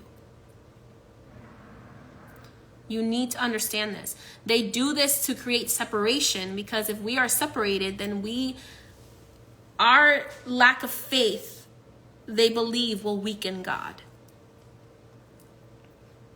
So they created religions that will make you afraid of God, or that will make you judgmental and hateful. Because when you have a connection with God yourself, demons love to inflate the human ego, especially narcissistic beliefs. Demons love to make Christians and Jews and Islamic and Muslim, everybody who follows a religion that judges other people, they love to make them believe that their God is the only one, and that they're better than everybody else. That is called narcissism. That is called narcissism. Narcissism. Never in my practice have I been made to believe by my spirit guides that I am better than other people. Never have they told me that. You're not better than other people. You were created specially for a particular purpose, just like everybody else.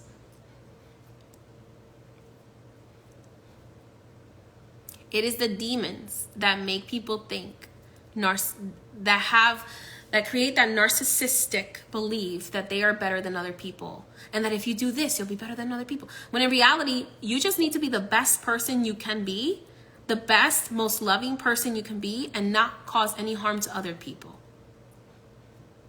You can defend yourself if someone is trying to hurt you, but you're not supposed to cause harm to other people.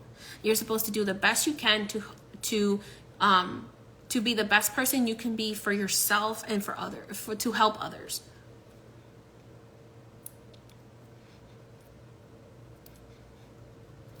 The reason why it's called brainwashing, I have a question which I want to answer, but why when we try to speak about my spirituality, they look at you like you're crazy, but they can talk about theirs and it's considered the norm?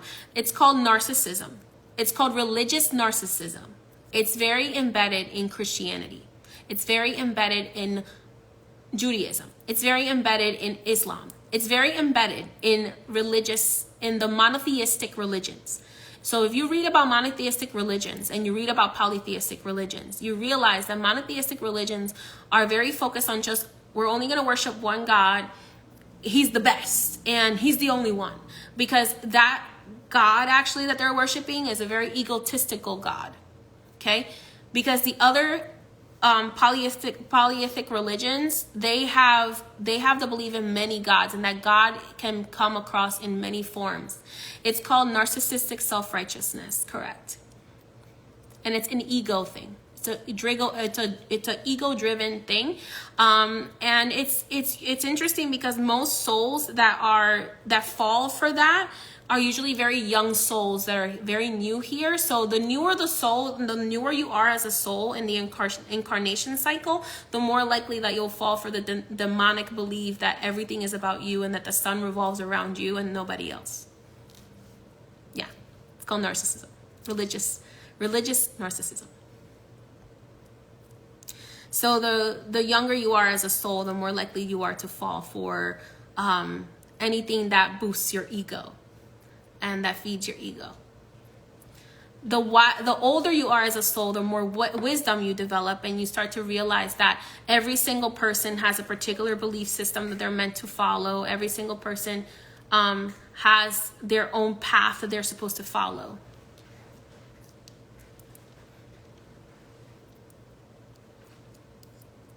No. In our practice, we believe that the good God is one God with many faces. So in my practice, we believe that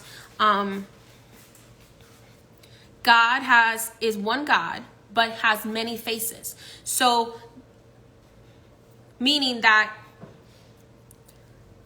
one God can come through many different God forms, right? For example, in the Egyptian pantheon, you have like the God created Ra, who then is the father of Set and Isis and Osiris and Horus, the older Horus. But then what happened was Set wanted to be the only one because he was very egotistical. Set was very egotistical. Because believe it or not, Egyptian religion is stolen from Christian religion is stolen from Egyptian belief systems, by the way. Okay, Judaism is a mixture of Egyptian and Sumerian beliefs. If you do the historical reading, if you do the historical research, Judaism comes from Sumerian and Egyptian beliefs. Okay, so the Egyptians and the Sumerians had a lot of problems with each other, but like they overlapped each other from what I understand, from what I was reading. So there was a time where the Egyptians all believed in multiple gods. What happened? Set came in. Set, who was one of the sons of, who basically is Satan. Set is wanted to be the only God. He didn't like that his brother Osiris was the king god of the earth. He wanted to be the only god. So he killed his brother Osiris and slowly killed off every other god and made it a crime for people to believe in the other gods.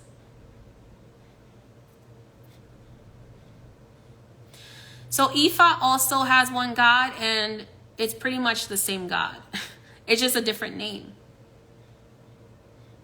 If you listen to, I think Iyanla Vincent talks about this because she's an Orisha priestess in Ifa, I believe. And I might be wrong, but she talks about how their god, the god of the Orishas, Olodumare, or some people call him Olorun, I believe, is the same God as our God. It's all the same God, y'all. It's all the same God with different names, okay? Because it all comes from the same fountain. So we in Voodoo call that God Papa Bondie, or the good God. There's only two gods, okay? There's a God of evil and there's a God of good. So there's two gods, and all of the beings stem from them. So there is a God of good and there's a God of evil. Based on what religion you follow, they will tell you different things. But based on what I've been taught by the mysteries, there is two gods. There is a God of evil and there's a God of good. Okay? very similar to what the Gnostic Christians believe. And they were birthed from a goddess. Both of them were birthed from the goddess of night, from the goddess of the universe. They're both sons of the goddess of the universe. And the goddess also had had daughters who are the goddesses. But in terms of like the gods of the universe, there are two. There is a god of light and a god of darkness. Every single being stems from those two gods. So every single Orisha, every single voodoo spirit, every single god, they come from the god of light. Okay? Every single demon, every single dark entity comes from the god of darkness. It's two gods with multiple different faces. Okay? So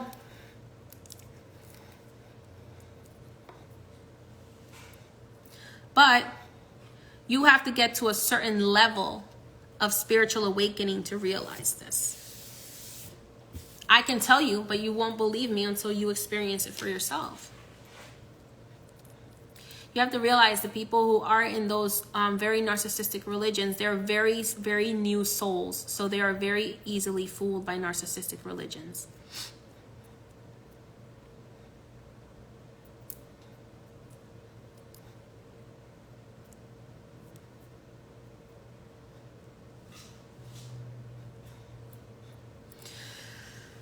Lilith is a complicated subject.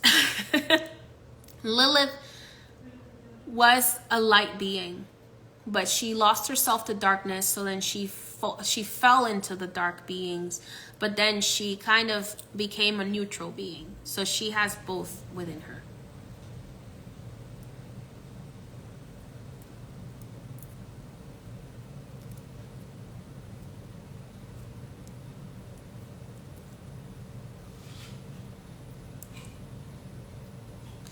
One of the, I once heard a demon say, the kingdom of God will be for his people, and the kingdom of earth will be for the demons.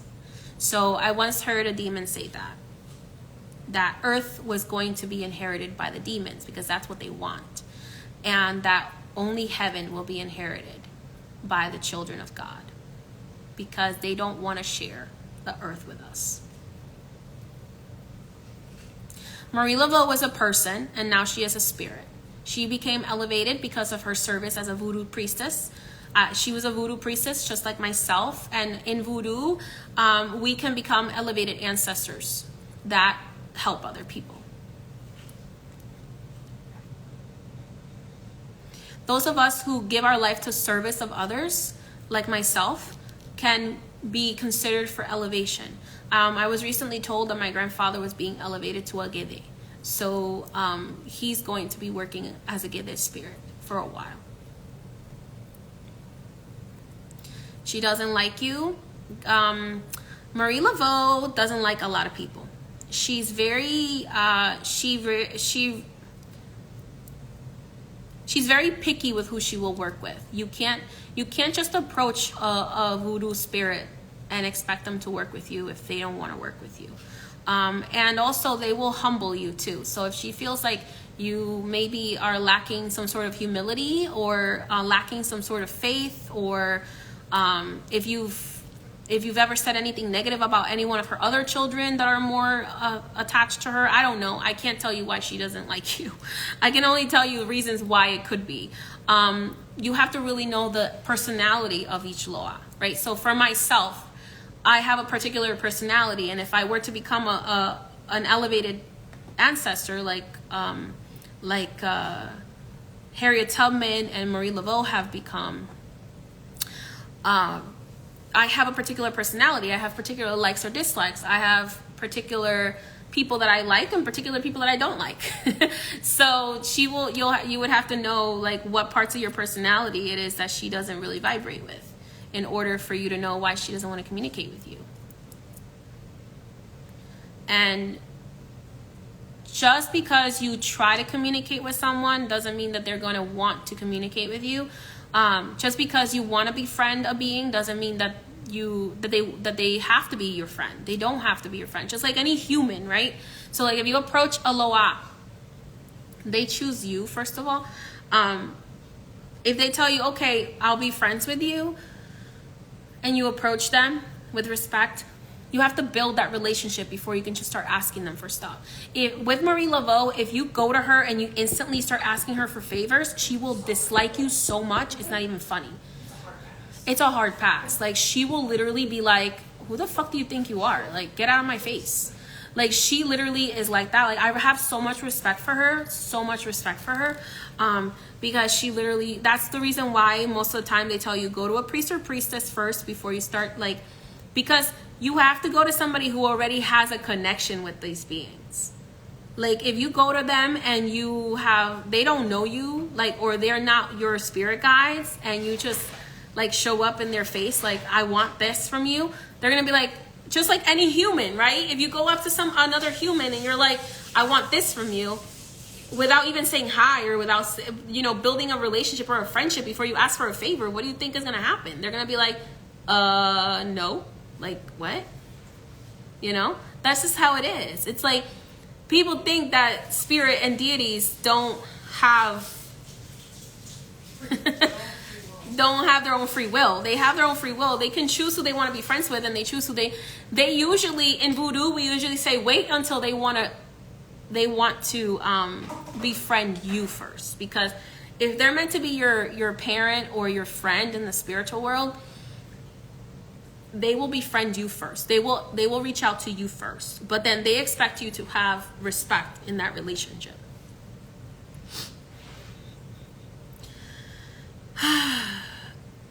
Whether I can help you connect with her or not, you would need to book a consultation for that to see if she's willing to connect with you, so that I can ask her if she's willing to connect with you or not.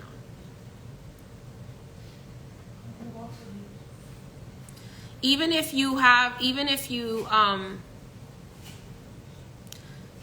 they walk with you, you still have to build a relationship with them. There still has to be a time where you build a relationship before. That's why most people don't do this work. They will just go to a priest or priestess who already has built a relationship with these beings, because it can take years to build a relationship with a being.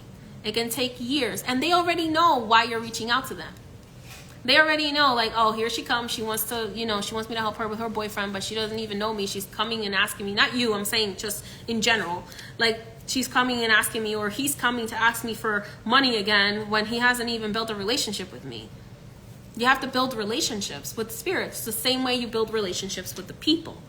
But with voodoo spirits, they're a little bit more picky. So they usually reach out to you first.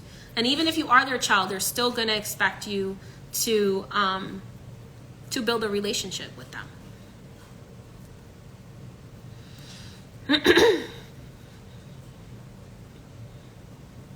So Marie Laveau, she don't mess around. She don't mess around. I have a lot of respect for her. I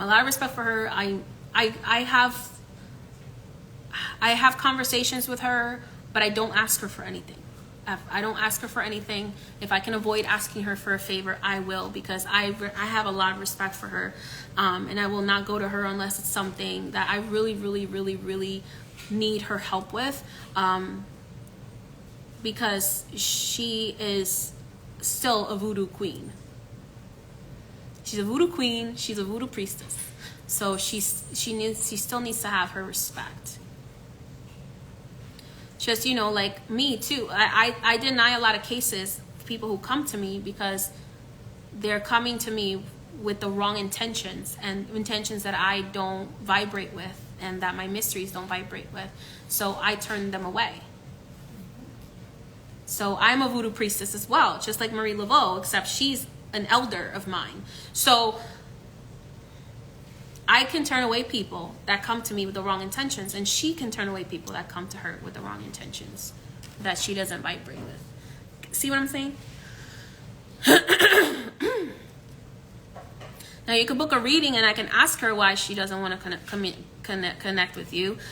You can book a reading and find out why any mystery doesn't want to connect with you, because I'm able to pretty much speak to every mystery. As long as they're willing to talk back to me, then then they will tell me. They will tell me because I'm their portal. So they'll tell me to tell you what they want you to know. So I'm just saying. And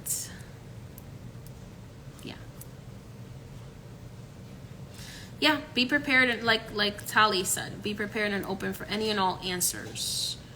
The voodoo spirits will not just tell you stuff to make you feel good about yourself. They will tell you stuff to make you a better person. So yeah, like I have one voodoo spirit that constantly tells me, "You're so stubborn. You're so stubborn. You irritate me so much. You're so stubborn." And he goes like that to me. He goes, "You're so stubborn." And then he goes, and then you wonder why you don't get shit done that you want to get done, because you're just so stubborn.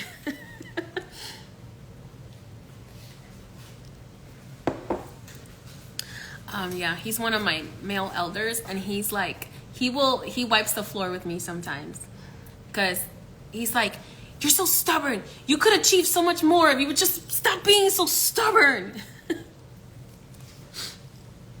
you stop being so stubborn. I love him though. I love him.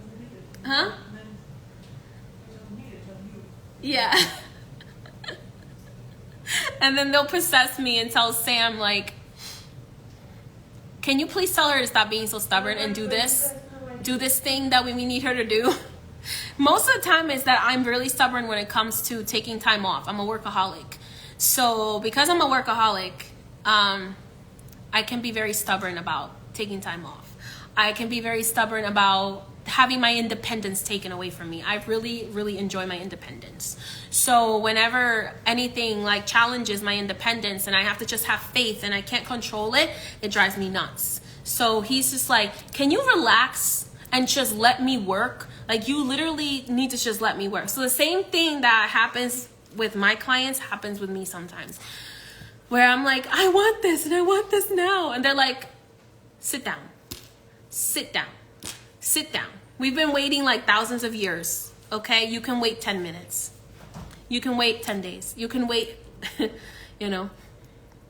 So one of my ancestors came to me the other day and was like, "Listen, so I'm trying to help you with this thing that you want to do. But you really need to be open to the idea of like just having faith that things are going to just work out the way they're supposed to work out."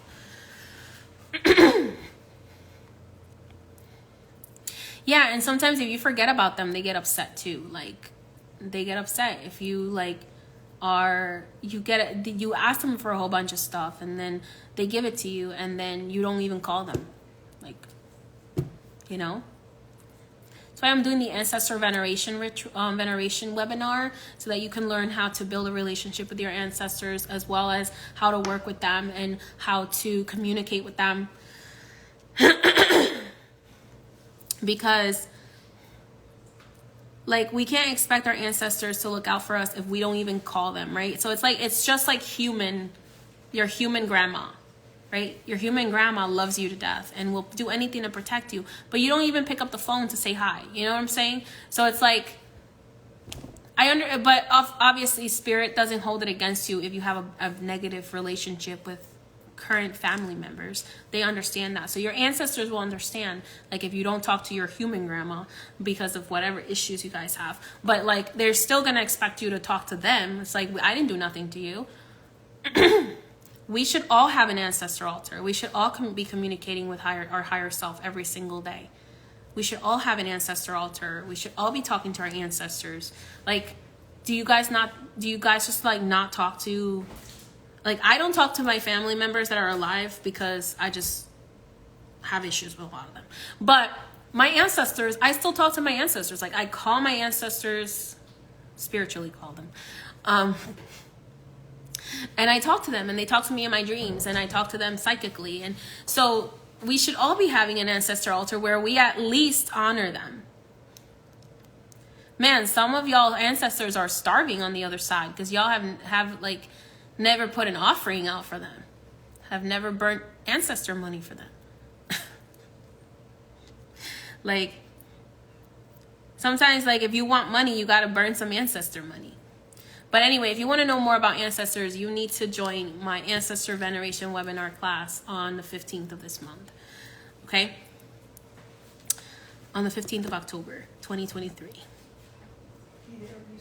Huh? What? What? I said be there or be square. Oh. You don't know that?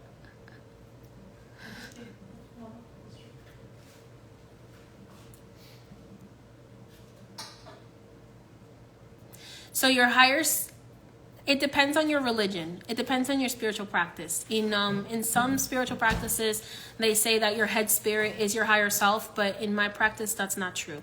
In my practice, your higher self is your spirit, your own spirit, and your head spirit is your guiding self, is your main guide, your main spirit guide.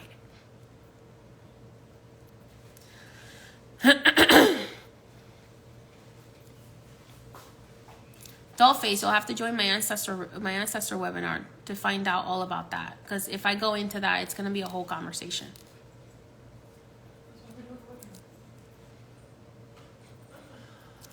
If you don't communicate with your ancestors, you communicate more with your spirit guides, then you'll have a stronger relationship with your spirit guides, and your ancestors would just let your spirit guides do everything. But I still feel like even if you have a stronger connection with your spirit guides, you should still honor your ancestors, because by honoring them, you're honoring yourself and helping your own spirit grow.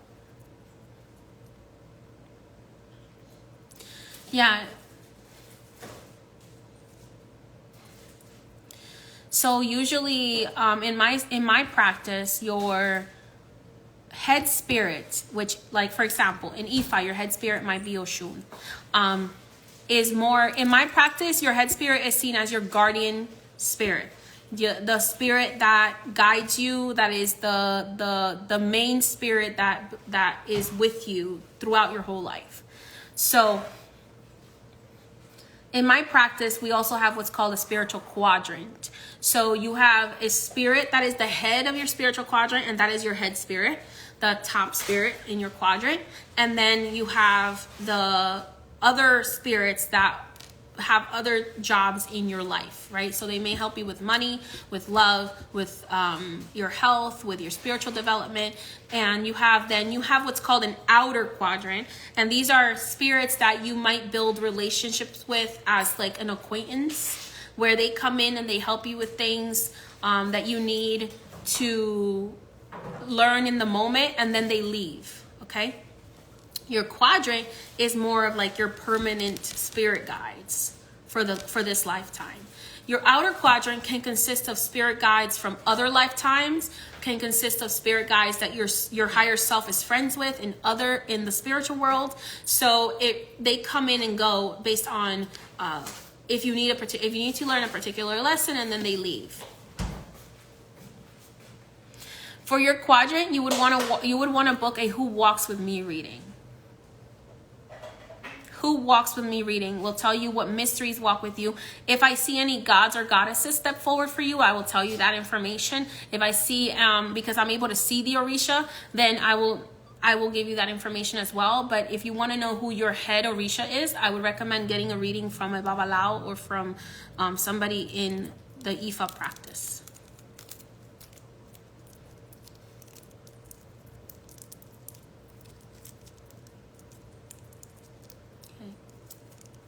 Because what you believe, how do I say this?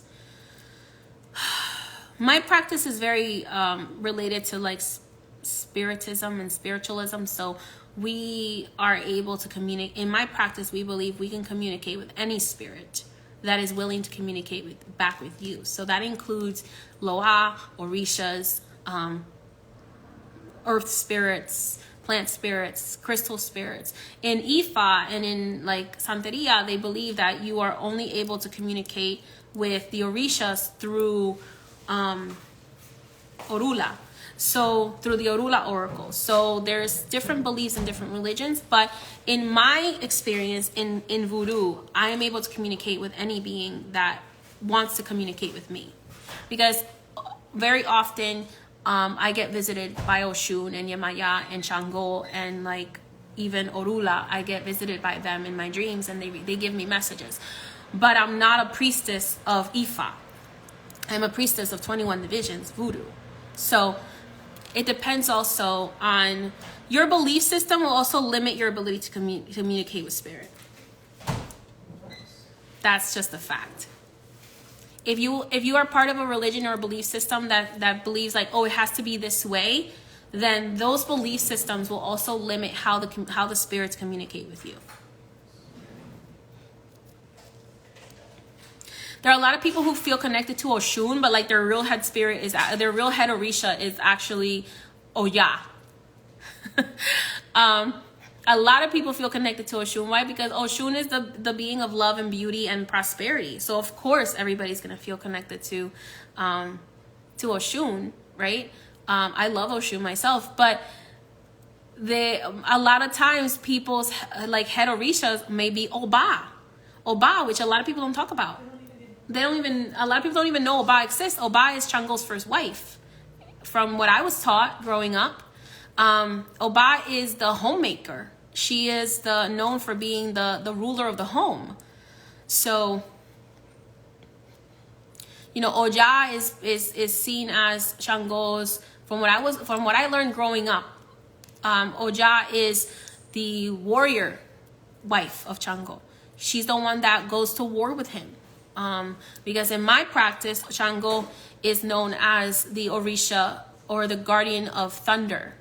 And Oja is known as the Orisha of wind. So they go out and fight together because in my practice, different from Ifa, I don't practice Ifa, so I can't teach you about Ifa or I can't teach you about Cuban Santeria or anything like that. But in my practice, the Orishas are elementals.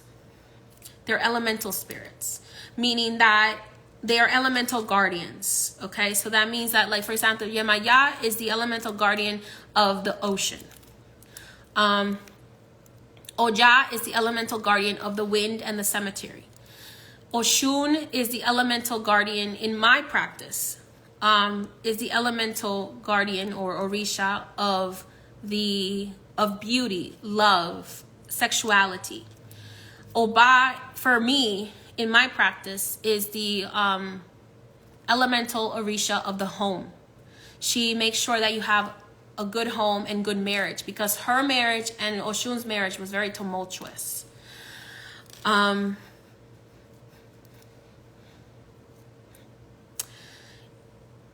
Did I say Oshun? I meant Chango. Chango and Oba's marriage was very tumultuous because Chango had multiple wives. And then in my practice, like, Ogun is the elemental being of metal and protection. But then in voodoo, we also have Loa that are spirits of the waters. For example, Agwe is the primordial being of the ocean. He is the primordial voodoo spirit of the ocean. Dambala is the primordial spirit of healing. Okay, the white snake. You have Ayida Wedo, who many people kind of mix up with Mata la Dominadora. Ayida Wedo is the rainbow snake, so she is known as the spirit of the rainbow. And then in voodoo, we have La Sirena, who is the princess of the ocean. La Sirena is the mermaid spirit, Mama Wata, who is the princess of the ocean. And then Marta la Dominadora is one of the baronesses of the cemetery. But she also is a dominator. She's able to control people's she has the ability to control people. And control situations. So she also has the ability to never mind, she just told me to shut up. Okay, she just told me to shut up, so I'm gonna shut up about that. Yeah. So, you know, you have different Gedeses that the Gede spirits are responsible for picking up the dead. The Madama spirits are responsible for childbirth and for healing and for home care. They're also nurses. The madamas are also nurses and psychics. So, herbal healers as well. So that's in voodoo, right? In the voodoo spirits, or Loa. The Loa and the Orishas are believed to be cousins of each other, because the Orishas originate from the land of Yoruba, who are the current day Nigeria. And the Loa originate from the land of Dahomey, which is current day Benin, which is right next to Nigeria.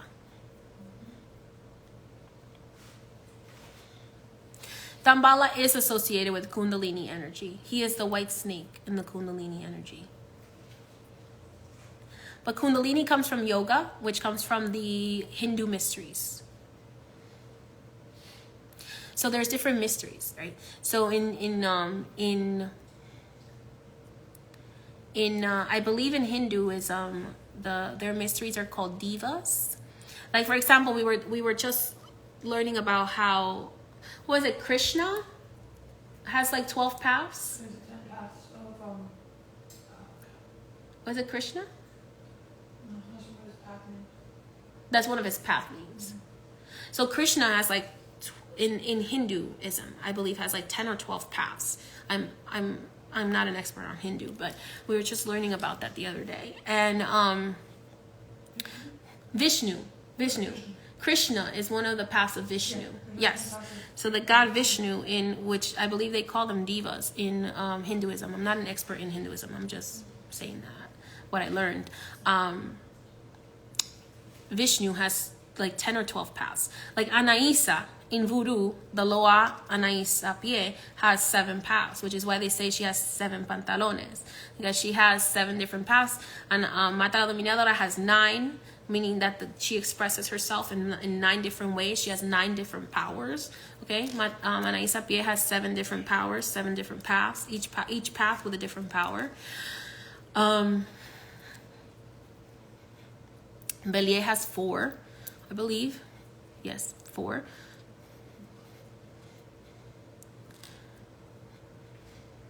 So you have different beings depending on what practice you're part of, and how connected or disconnected you get to them is based on the rules of that practice.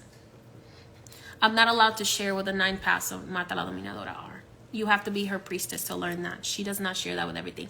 Out of all the Loa, the most secretive is Mata la Dominadora. She likes her privacy. She does not like people knowing everything about her, and only her priestesses are allowed to know her information. So her priestesses are sworn to secrecy. We as priestesses and high priestesses and priests, we are keepers of the secrets of the mysteries that not everybody is allowed to know.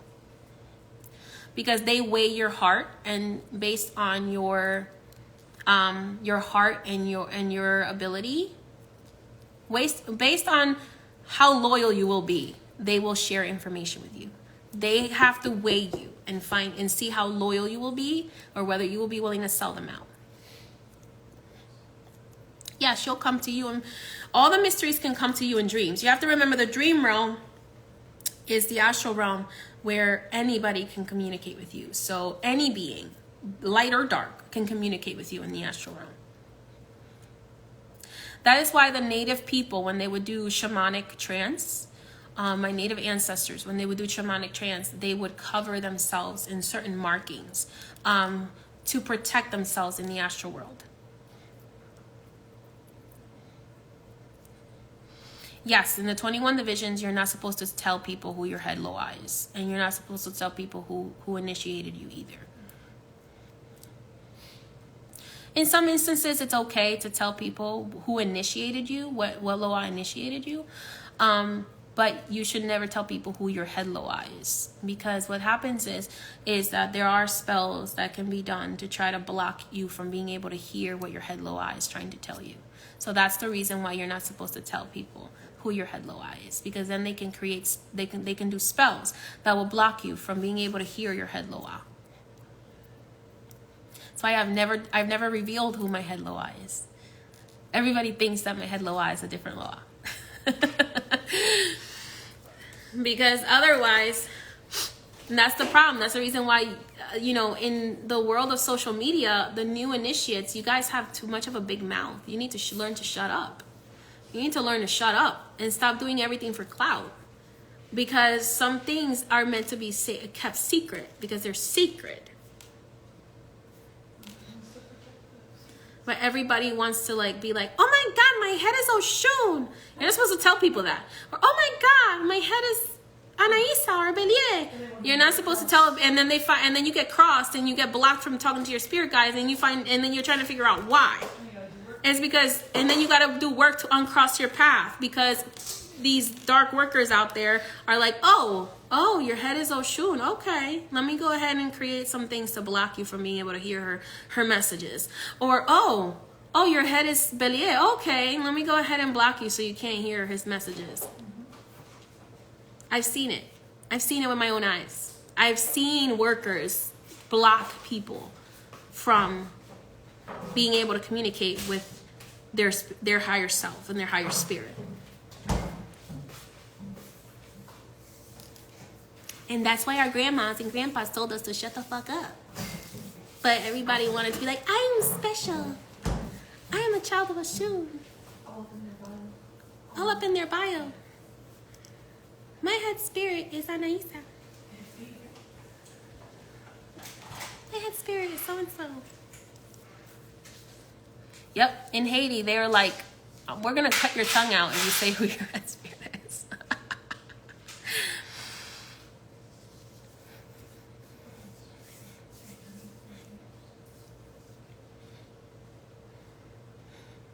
I share my natal chart placements because if you don't know somebody's entire natal chart placement, if you only know part of it, you're not able to really do much to them. But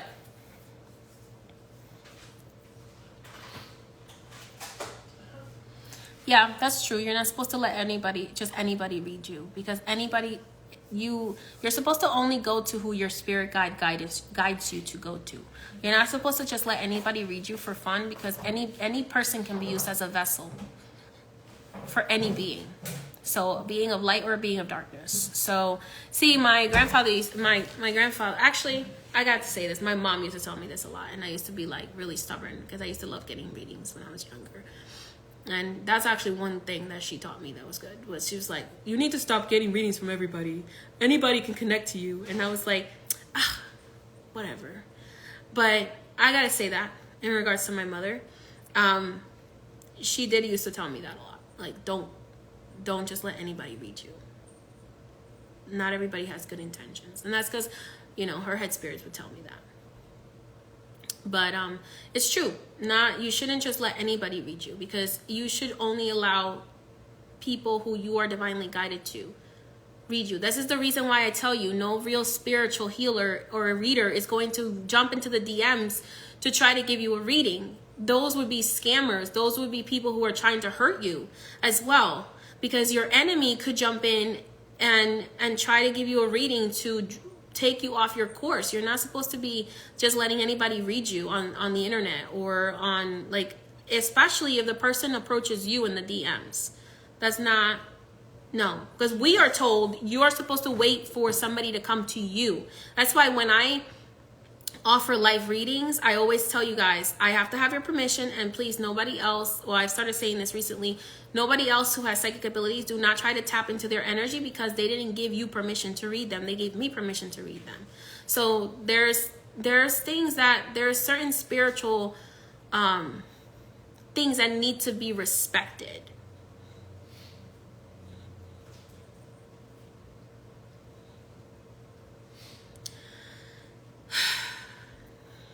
That is the reason why the world is in the state it's in, because nobody respects the certain things that are really, really necessary to respect. Okay?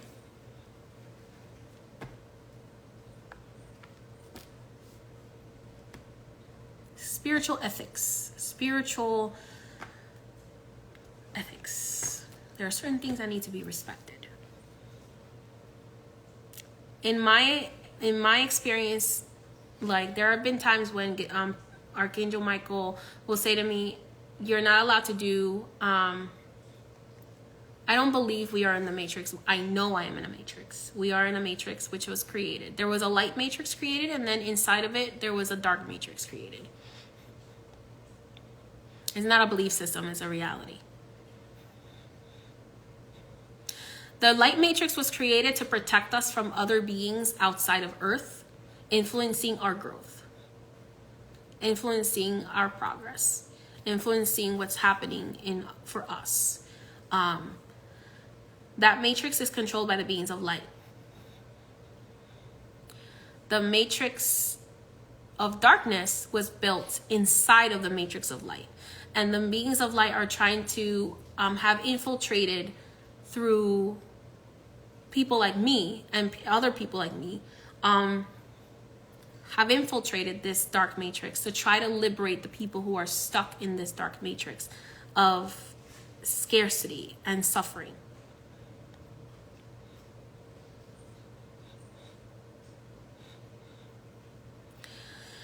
But at the end of the day, everybody has to learn their own lessons. So I'm not going to go around policing what other people are doing. I can only tell you what I know to be good and what I know to not be good, for the purposes of your spiritual elevation.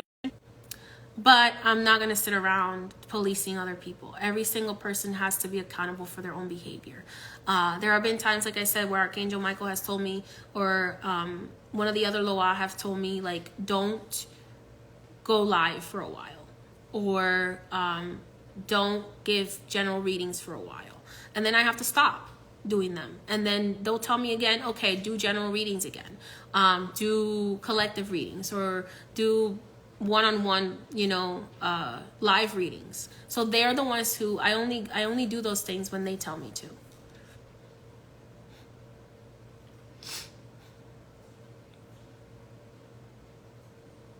A lot of Madama spirits stepped forward for you. It can mean many different things. I can't tell you exactly unless I do a reading for you and I ask them why they stepped forward for you. It could be for many different reasons. They could be protectors. They could be helping you with your psychic path or your healing path. I don't know. I have to do a reading to know anything that is specific to you.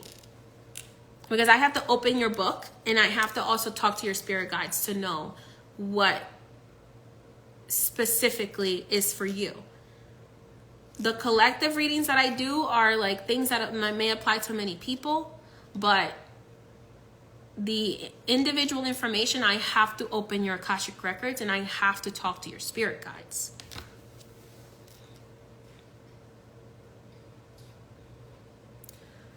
True. So the reader should have told you why the Madama spirits stepped forward for you if you did a reading with someone else. They should have told you why the Madama spirits, or if you didn't know, if they didn't tell you, then you should have asked. Otherwise, I can only help you in a reading. So you'd have to book a personal reading in order for me to give you that information, because I can't give it to you unless I open a session with your spirit guides.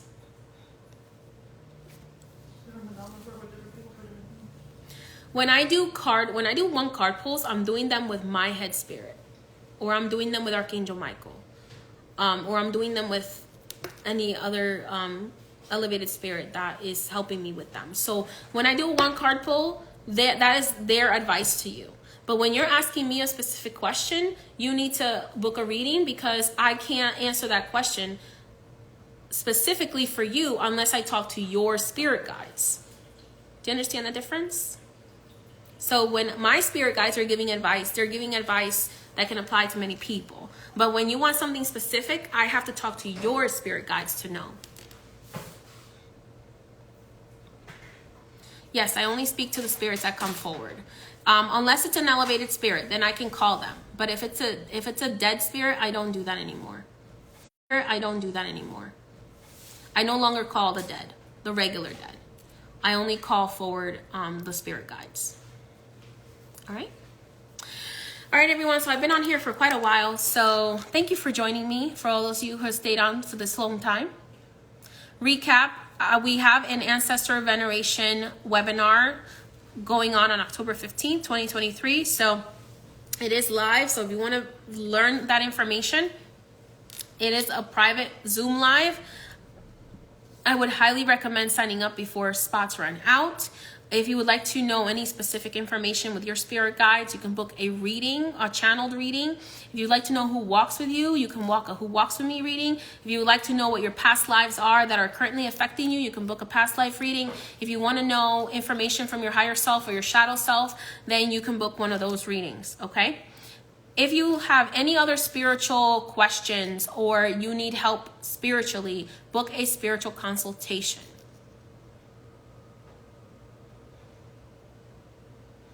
What ritual?